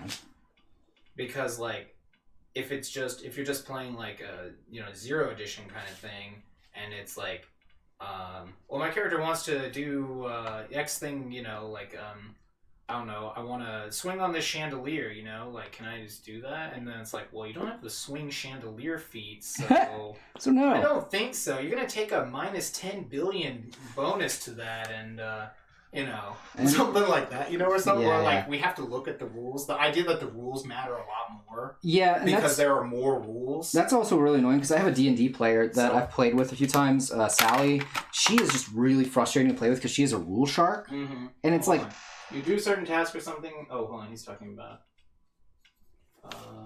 homebrew. Trying to have one of your players poisoned as they misplace the healing kit. Oh, that's kind of funny. Point system. You do certain tasks or something, you get a point. Player with the most points advance or win, etc. for tournaments. Yeah, I know the old ones, I believe, were like just super meat grindery too, and I think the DMs got rewarded for killing you. I've heard. yeah. The old D&D tournaments are for like version 1 and stuff, and we're gonna play in like a version 0 kind of. It's called BX, is what we're playing in. But sorry, you were saying? Um. You said the people you played with, something about rules. Oh, rule sharking. Yeah. Yeah. Like that's so fucking annoying because it's a game like for like just our role playing, but you want to be like has to be by the books or else it doesn't work that way. You're not allowed to have fun, and it's like what the We're fuck? playing dude? make believe. Yeah, like, you this know? is like why are you trying to be a try hard at make believe? Yeah. Like those are like the same kids at the fucking playground who like I was just gonna say that. yeah like who would be like no your attack doesn't hit me because I have a protective shield. Yeah. You can't beat me because I have super Bosnian armor that protects me from American bullets. You know, it's Yeah, legitimately like season 1 South Park with Americans versus Bosnians. Yeah. So, like... But yeah, no, they encouraged you more to, like, pick the game apart back in the day, apparently. So, like, a lot of those modules and stuff, a lot of the people talk about how they're like, yeah, I just take this one part of the module out and slide it into my adventure. Like that. They'll just do that. They're like, I just reskin this part. I take this map, I do this, you know, I take... Or they're like, talking about the rules they use, they're like, yeah, we're playing D&D, but like, I just take like the initiative system from this other game, and you know, this part of the game is kind of bullshit, so I use another part from a different game I played like 20 years ago that's, you know, like I Yeah. liked, things like that. Those people seem to have like a really cool time about it. Yeah, and that's what like I'm like, that sounds way better than being like a super stickler on the rules for stuff. yeah, because like again at the end of the day it's supposed to be for fun. Mm-hmm. It is make believe. See, Devin says, at some point in D&D, you have to accept what the DM says, period, and I think some people have issues with that. I would fucking agree with that. Oh, definitely agree with that. That is true. 100% agree with that. That is true. The book, you let him swing from the chandelier with no chandelier swing feat, so I think I should get a giant robot and become Kirito Super God Mode, you know, and then I cut the earth in half and get all the waifus, and I win the game. Sure you did, yeah, you can go home. That's it, you've won. You've won, I never need to see your face again. You know what, I just won too. I'm going home. That's it, you know. You're right. You're right, you did win. And the prize is to never look at me again. Yeah, again, like that, you know. I mean, it's tough too because you know the people who are playing it, you want them If to they're your friends, it's really awkward. yeah, you want them to have fun, but you're like Yeah. at the same time like, look, man, like there are certain rules that need to stay because Yeah. they're there for a reason, like because we're trying not to break reality, like Yeah, you just need like some semblance of rules so everyone has an idea of what's going on. also it just sucks whenever you have the friend group you're playing with doesn't understand how to role play. Yes. That or that D&D isn't a competitive game. That too, God bless. So, like, and I'm fine with, like, min-maxing. That's not what I mean. Like, the problem is when the one person is like, well, I'm min-maxing and everyone needs to min-max and they're dragging me down and all they want to do is make dumb voices. Like, dude, well, I'm sorry. Like, maybe it's just not for you right now, you know? Yeah, go join a more try-hard campaign. Yeah, Like, sorry, man. Like, you know, it's like 4 out of 5 of us are, like, having a good time, like, making dumb voices, you know, and you're mad that, like, a homeboy isn't, like, fully optimizing his thing in this fight, and it took one extra round on the goblin you were going to kill anyway, you know? Yeah, it's like, whatever, man. Yeah, it's like, dude, calm down. That's why it's like everyone just needs to be sure that they're like there for fun. Like Devin is like, damn, way to call me out, Matt. I get it. I suck at role playing.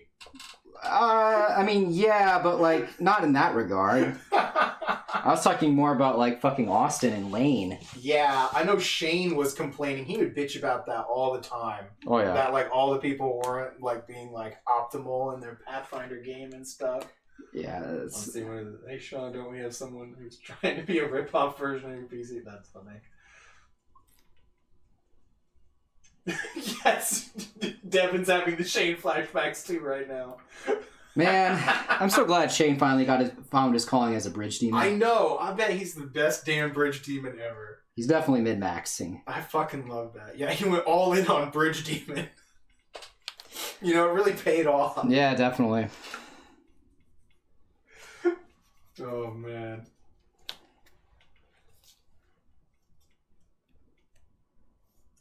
Yeah, no, I'm looking forward to playing this. I'm actually looking forward less to the Pathfinder game I have to play tomorrow. I begrudgingly agreed to play with some of my friends. Yeah, it's because and in a Pathfinder game because I have a problem saying no to people. But like the problem is that the Pathfinder is like it's the new version which has like none of the. I thought it would be fun. I heard everyone hated Pathfinder 2, and then they were like, "No, we're having fun, we're loving it." And I'm like, "Okay, well, I'll just make some derpy character and like derp around, you know, it'll be funny, you know, I'll be like a weird pirate guy, you know." And then I look it up, and they're running the module like thing. Their modules in Pathfinder are like really long. They're like long campaign modules or something, like multiple books or whatever. I'm not sure how it works exactly. And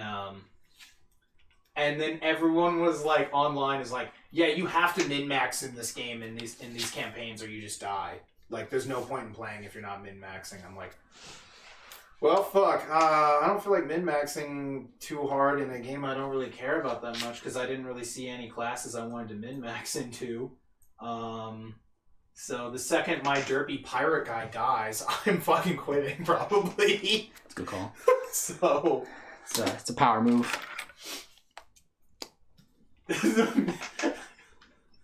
Devin says he needs to find a min-max bridge demon comic.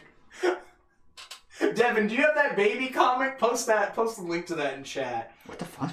Chat needs to see that. The min-max baby? Remember? Oh, yeah. Yeah. It's been a while.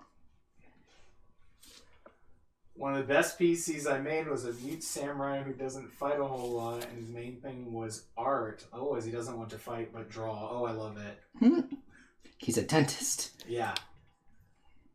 But I'll always fight to a draw. Kill yourself. Is this it? Dude, this comic is so funny. Everyone, like, for real, this is fucking hilarious. Min-max baby. It's like Boss Baby, but more tolerable. Yeah, right, yeah. It's great.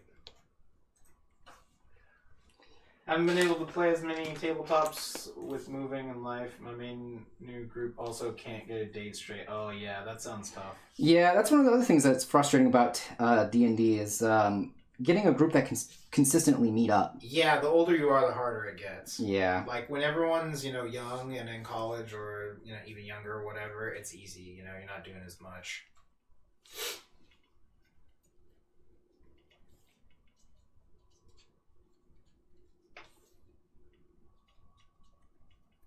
That's why, like, if you actually, you can just make one of those, kind of like a more sandboxy style campaign where it's a little easier if people drop in and out. Yeah, that's why. That's why the. Oh, sorry. No, that's nice. I was like saying that's why I like those really like the guild focused ones that have come up a few times where it's like you're all part of a guild. Yeah, those are. I was gonna say something like that, or just like the smaller modules are pretty good like that because you can still run part of it, you know. Yeah. If you have like three, it depends on how your group is. Now, if you're a group of 3 and you go down to 2, that's going to be tough. If you're a group of 4, you go to 3, you can probably still manage. Yeah. Depending on the adventure.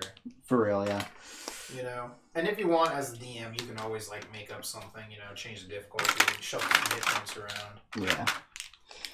Always. Make a NPC that helps. Yeah, you can always make. Yeah, you can always have just random NPCs on the stack.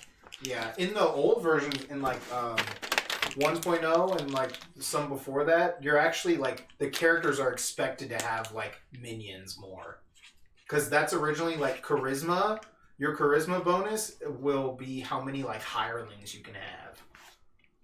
So, because you're expected to die a lot, so the idea is you would want to maybe hire some people to die before you, you know. But yeah, Plus, also in the old one, you get XP from all the gold you get. So, but your gold weighs you down, so you can't fight as well. You know, you can't move as good. So you just have all the like hirelings hold the gold and shit, and your torches. Then you can still fight. So things like that. But they don't have that anymore. No, sorry, you were gonna say. I don't remember. Maybe? No, don't know. Don't remember.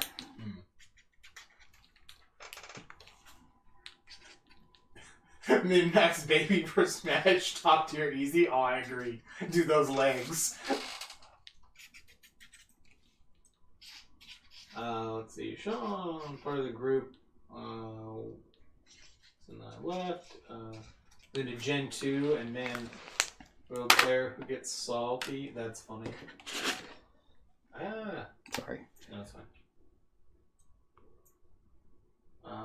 D&D character running a Warforged Bard. Oh, that sounds good.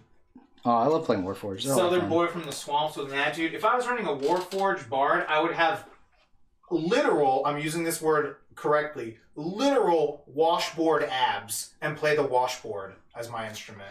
Fuck yeah. Yeah, that's... Feel free to steal that. That one's free.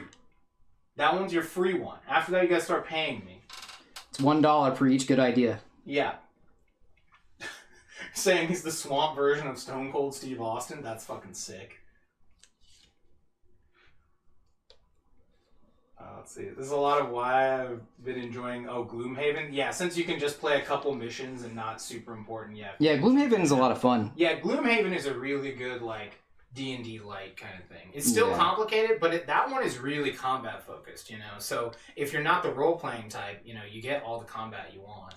Yeah. Also, it's definitely it's got a lot of cool like intricate designs for the characters. Oh, you have a drum in your chest. Okay, that's pretty cool. Yeah, I love the character designs on Gloomhaven. Those are all really cool looking. The world seems really cool too. Definitely agree on that. So.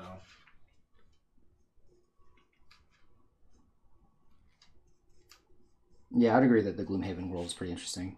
Mm-hmm. But yeah, it's easier to like just look at numbers and roll dice and be like, we killed this guy, than like try to get into role playing as like a character. Yeah. You know? Josh is like really good about doing role playing when he does his characters. Like I don't know if you've ever D&D'd with him before. I have not. Oh man, it is a trip. I mean, I remember just when he was like clowning all over everyone in New Angeles. Yeah. He's It's like, so if you don't support me, then you're pro AIDS. That's what that means. You know that, right? Like, yeah. It's just like, yeah. No, he's very good about staying in character too. mm-hmm. Like I remember when he was playing a character who was he just rolled random for everything. Mm-hmm. So he was a dwarf that was a wizard. Oh, I think you mentioned this. Yeah. So he was like he was part of a family that didn't like magic. So that they sent him to a camp to pray the Fae away. Yeah. And he would like hold in his magic, so every turn he'd have to make a Constitution saving throw, and if he failed, he'd fart magic basically. Yeah, that's hilarious. Yeah. You told me about this, yeah. It was just for like a little one-shot thing. Mm-hmm. Because again, he was like rolled at random, and then like immediately he's like off the cuff, I've got a character.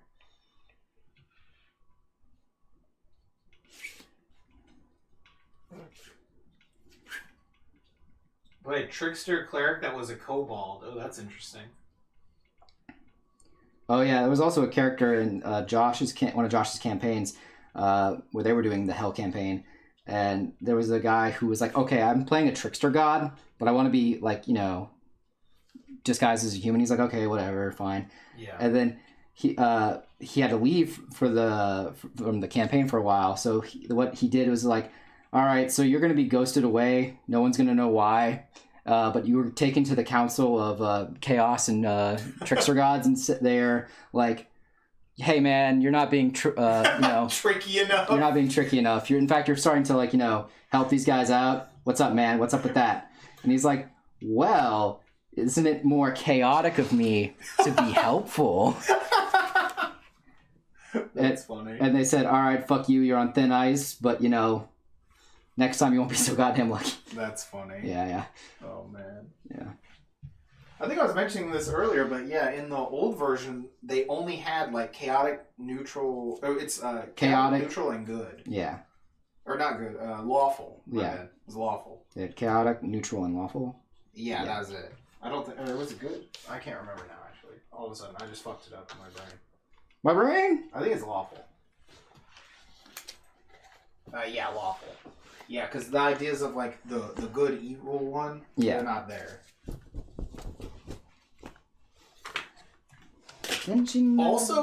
Also, chaotic and lawful are languages. Interesting. You speak like common and your alignment language, which is fucking weird. Like, what does that mean? I don't know. How does that work? I don't understand that part. Just remember, chat. You too can get this swole by fighting for your friends. It's true.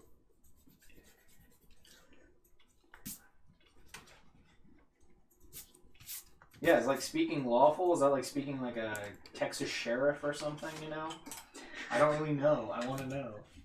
I don't want to know.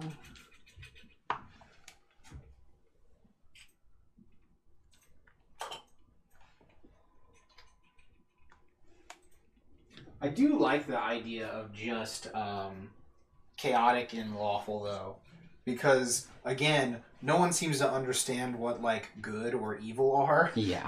Because they're like, well, my character is lawful good, so that means that, like... Murder's if okay. I just murder the children and be like, I'm sorry, Jesus, it's fine. Well, it's... I would blame their upbringing at that point then. That's not on them. That's on their parents. I'm gonna go on a limb here and say that's their parents' fault. My character is chaotic good, but at the drop of a hat, I am willing to torture nuns just to find out anything. Okay, like, yeah, that's shit like that. Yeah, that's a bit more. Yeah. That's how they would be. I was like, that is not how this alignment works. Like. What? It's totally how that works. Yeah, I like someone I saw had like a custom one that they did where basically it was still it was tracked by like a ethos thing, and so it was interesting if you ever became fully evil on that. Like if you do something like that, let's say you're like, we're gonna torture these nuns, that kind of thing. Yeah. You move closer towards the end of that track to the evil side. And then once you become fully evil, that character actually just becomes a villain. And now you need to make a new character. That's cool. Yeah, they now become an NPC like villain for the DM to use. That's awesome. Yeah. I was like, dang, that's pretty interesting. That means your actions have consequences now. Wild, huh? Wow. I know I've read that that's like a problem a lot of people see in the D&D and like role-playing circuits. Yeah. Is that they don't think their actions have consequences because they're used to playing video games. Yeah. Because a lot of people treat D&D like it's Grand Theft Auto. Yeah. Where it's like, yeah, maybe I killed everyone and then fought the military for 17 hours in a helicopter, but I paid my like $10,000 fine, So I'm good now. So I'm good, right? Yeah, like, good. We're square. We're square, right? Yeah, we're Gucci. Yeah, we're good, right? No. No, that's not the game we're playing. That's not the game we're playing. Go back to Xbox Live. Right. Like hilarious. Exactly, Devin, right? Actions, consequences? Yeah, those things should never be connected. Ever. Never once. My lawful good paladin should be able to drink from the skulls of children. They were British children. It's all right. To be fair, I love that Washington song. Yeah, I know. But to be fair, that's another thing that's interesting, though. A paladin drinking from the skulls of children. Mm-hmm. I mean, If you were the evil, If they were evil children, like again, like religion's a very weird thing because, like, you know, that's true. Yeah, as long as they weren't innocent children. well, yeah, because In like your mind, no one is innocent. yeah, and like you know, like fucking a lot of the Old Testament stuff is a bunch of fucking genocide done in the name of Jesus. So like, yeah. It depends or on not God. Jesus, in God. Sorry, Yeah. not Jesus. That's a different. Yeah, book. that's the other one. That's later. That's later. That's the Crusades. That's later. Yeah. Yeah. But again, you get the That's point. Version 2. No, it depends on your deity, you know, obviously. Yeah. So that's always what I think is, but that definitely would depend. Yeah. Yeah. Or if you're just like an evil paladin, you know, like an anti-paladin, they Mhm. have that as a thing, so. Just sworn to evil. To do as much evil as evilly possible. Deus Ex. Okay, no. Gotta hit a Zetai Ume, actually. Mm-hmm.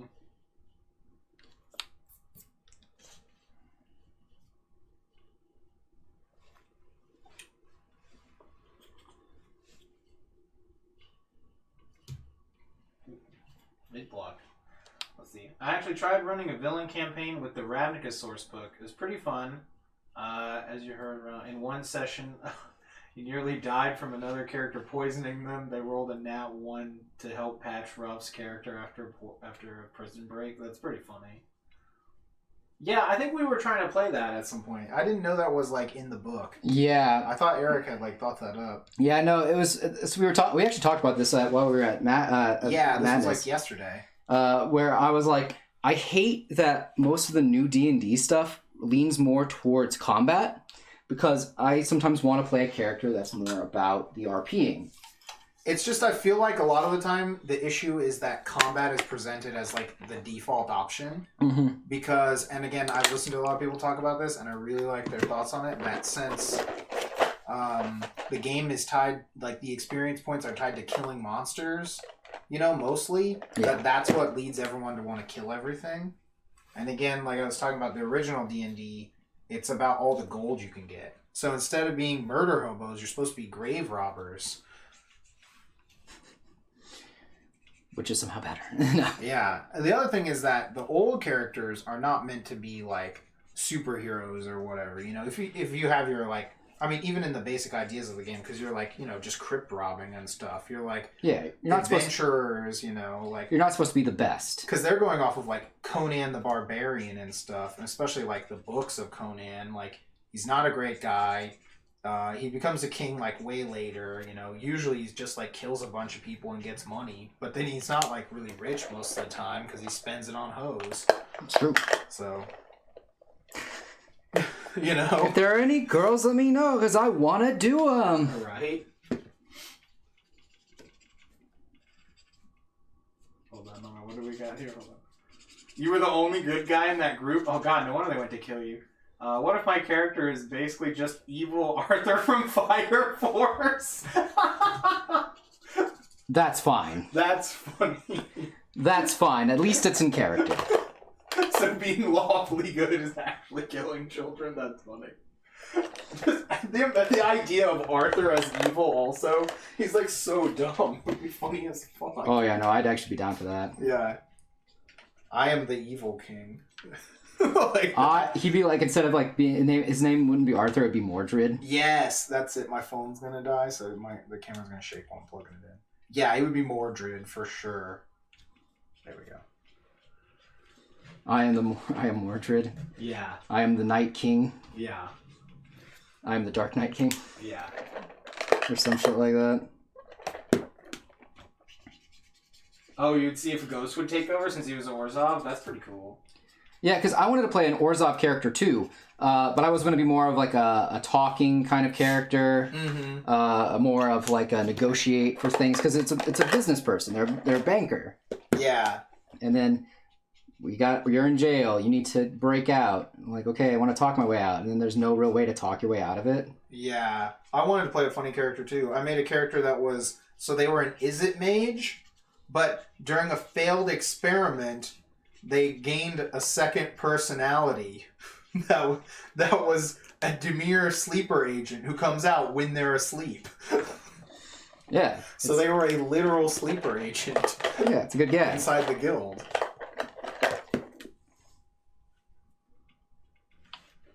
And it's a good gag, and you're having fun with it and all that stuff, but like the game was super combat focused, and we're like, I don't like combat at low levels as much. Like I don't know. It depends on what it is. I mean, it's again like the issue is that the combat with a lot of hit points is not as good. Like if I'm playing low level and I deal someone like 6 hit points, they should fucking die. That's it. That's how it is in these older ones, and I like that. Like, again, like, some people have some cool ideas on stuff like that. Like, they were talking about, like, they just cap hit points at 20. That's it. Like, you never get more hit points than that. And they lower the hit points of monsters, too, to, like, scale to that. And, like, I like that idea. Because you could still just fucking die. Oh, yeah. And you're actually worried. Like, the last time I played a 5e game, it was like, you know, you would feel worried because you were getting hit, but then you'd kind of look at your sheet and it was like, oh, you know. Yeah. I guess heal me. And the other problem is that, like, healing was really shitty, at least when I was playing in 5e. I don't know. It's gotten nerfed pretty badly. Yeah, although I heard, what was it, like, there's some healing spell that was, like, super broken, but they nerfed it recently. Because if you used it, like, out of combat, it was, like, broken, it would just heal everyone, like, all the way up. I don't know. Yeah. Oh, what do we got? Hold on. I must slay demons, Arthur. No, those are helpless kids. Oh, shit. That's like an evil Don Quixote. Yeah, right? That's what that is. That's Those awesome. children look like demons. Like, they just look like demons. It's fucked up, man. This is Anakin Quixote. Anakin Quixote. I knew that was coming at one point. Don Anakin? I don't know. Something like that. Don Anakin? I'm not sure. Don Skywalker. Yeah, right. The younglings, no! Not the younglings. God. It's not a good movie.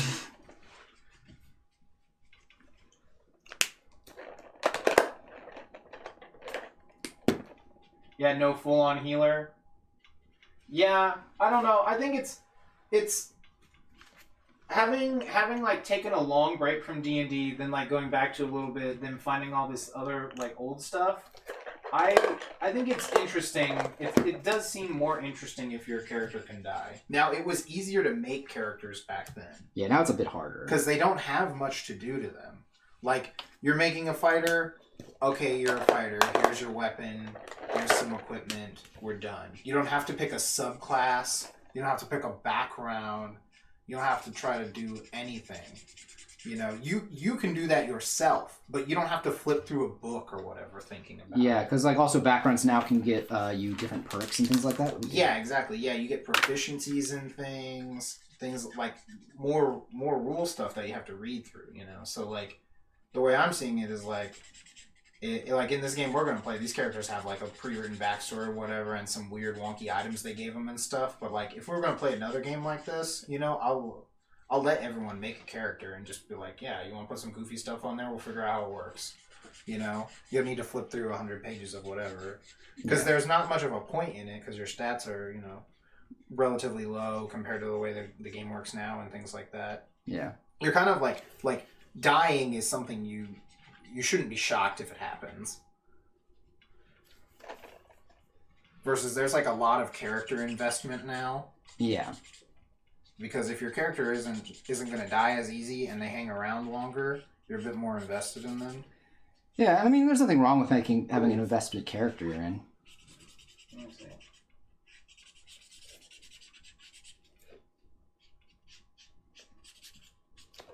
Orzhov collector who was a Vishino. Oh, that's weird. Are there any Orzhov Vishino in the actual game?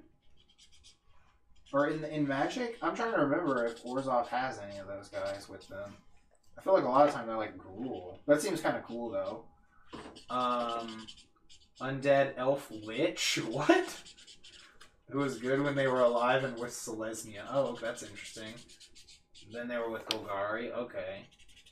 We only had 3 players. Made my own character, which was a bit of a tradition with DMs. Played a half flame giant. Ooh, that's kind of interesting. He was a Rakdos person. Ooh. I know Devin was playing Rakdos in our campaign, Yeah. but that was like another thing that was kind of frustrating now that I think about it, is that he was Rakdos, but he was not very Rakdos. He was not very chaotic. Well, it's because he couldn't really do anything? Yeah, there wasn't much to do again. We got, what, like 2 hours into that at best, I think? Yeah, we managed to escape. Yeah, we escaped to prison, and then that was about it, I think. Yeah.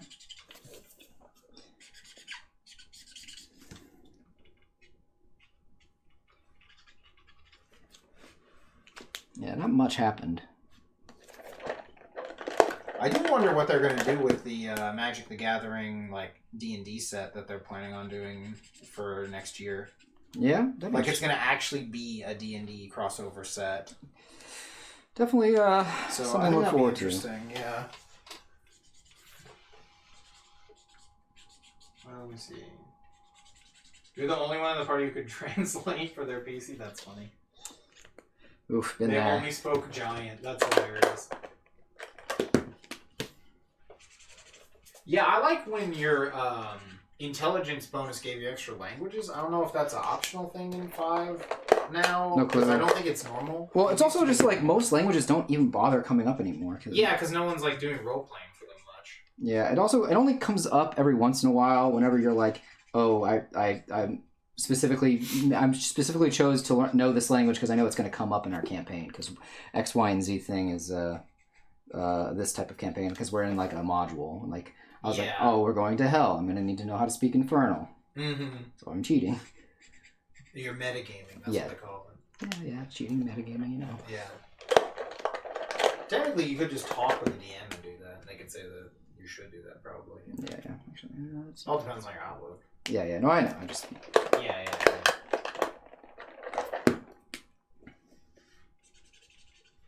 Yeah, no, it's a lot more fun if you put some, like, RP kind of stuff into it. I haven't done anything like that in a while, so... Hopefully we'll have some fun doing that. We're going to do it on New Year's. Yeah, New Year's Eve. Yeah, New Year's Eve, New Year's Day. Maybe both, who knows. Are you off on both? Yeah, I'm off on both. Okay. I don't know who else is off on both.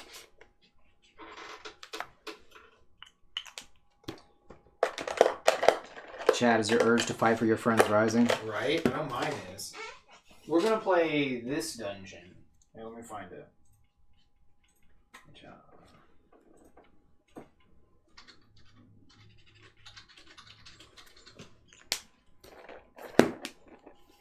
This one.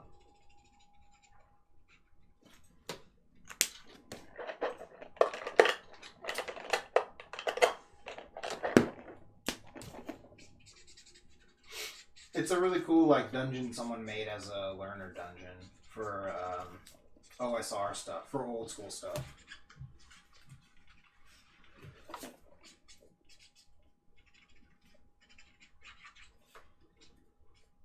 Oh, hell yeah, dude. Yeah, definitely. Come talk to us about all the stuff at Delta H. That'll be sweet. All right. That was good. Yeah. Light them up. They're on fire.